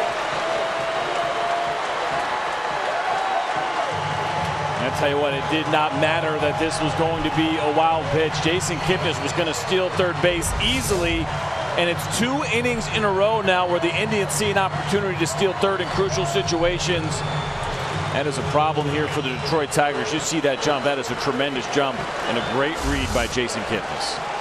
The best base stealing team in the American League and maybe the best base running team in baseball. Winning run 90 feet from home. Does not take a hit to win this one.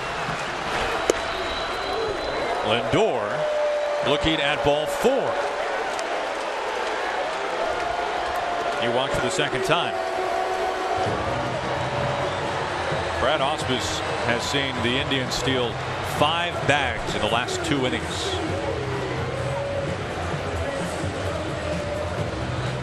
He's got Shane Green warmed up and ready to go to face Napoli.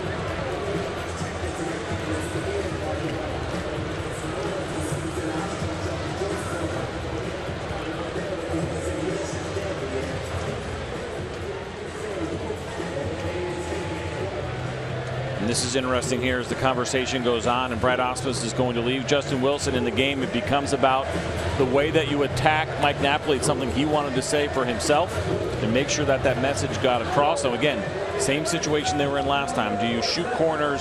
Do you try to get him to chase up and in, which is what we have seen him do tonight? If you fall behind, don't give in. These are all the conversations that are happening and making sure that Justin Wilson understands exactly how Brad Ausmus wants him to treat this at bat. But you mentioned it earlier. The guy on deck, Jose Ramirez, has been so good this year.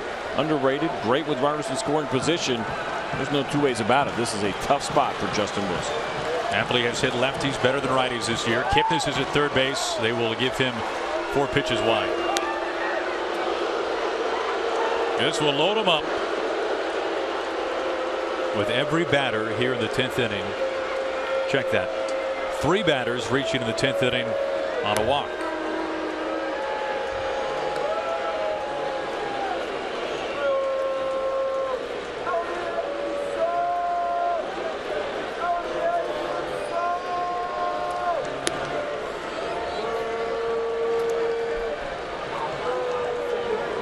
Ramirez has simply been one of the best clutch hitters in the American League this year. Bases loaded.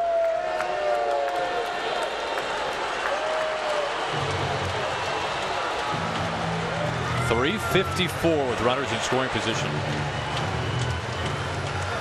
.341 just simply with a runner on base.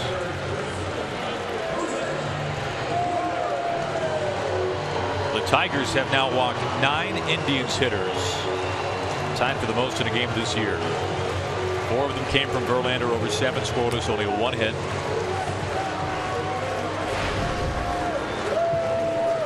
And this is surprising to me that we don't see Shane Green, who's got the good sinker. You think about ground ball rates, trying to induce a double play in this situation, or at least a force out. at home, but it's going to be Justin Wilson who gets the opportunity. Starts him off with strike one. Wilson 56% ground ball rate. It's been a good one. Shane Green also very good at 50%. A chance for the Indians' 10th walk-off win this year. 0-2.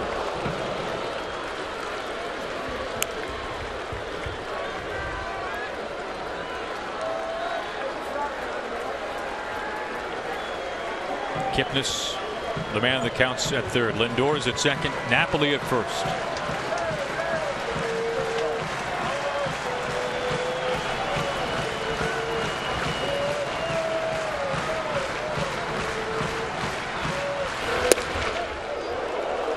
One and two. It's a good 0-2, and it's a good take by Jose Ramirez. A lot of times you're thinking 2 strikes for a hitter. Anything close, especially in an RBI situation, you want to go after it. Shows very good restraint. That's a good pitch by Justin Wilson. And now James McCann will go out and talk about what you want to do here. Again, if you're going to throw a breaking ball, you're going to call a breaking ball. You've got to make sure your pitcher has the confidence to bury it. Right, lefty on righty, back foot down. James McCann is going to tell him, let him know if that's going to be part of the plan. Get it there. I'll block it. Don't worry about that runner on third, because if you're tentative with it, you're going to leave it over the middle of the plate. You're asking for trouble.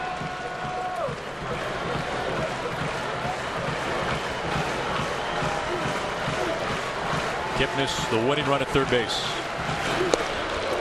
McCann able to smother it. 2-2. That was close. Good job by James McCann. You see this fastball running away from him. This is such a big pitch. 2-2. Always a big pitch. Thinking about going full count with the bases loaded. This is where you want to end the at bat. Get that weak ground ball or get the strikeout. 2-2 on the way. Foul ball.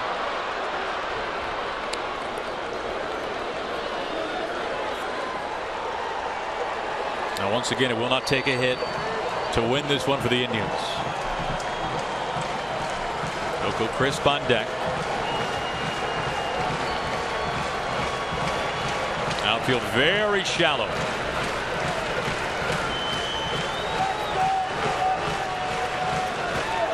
The 2-2. Up the middle, and the Indians win.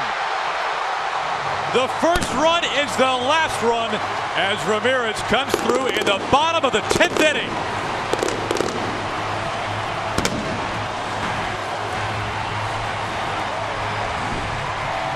What a year it has been for Jose Ramirez and all that he has done for this team. Maybe one of the unheralded heroes nationally, and they certainly appreciate him here in Cleveland and all that he has done for this club in big situations, and he does it again here tonight against the Tigers.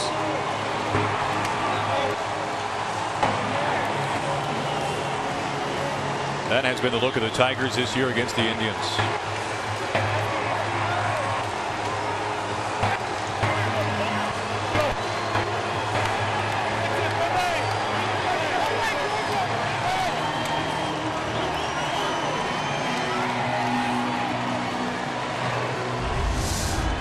See the pitch here from Justin Wilson. Very well located. He got the ground ball that he wanted, but nobody home in the middle of the field. It was a great job of putting that ball in play. It was a good pitch by Justin Wilson. Nothing you could do about that. Good execution. Give credit to the hitter. 13-1 now against the Tigers. What a ball game. What a bizarre game. Indians win it 1-0. It's on a UFC from here. Thanks for joining us here from Progressive Field.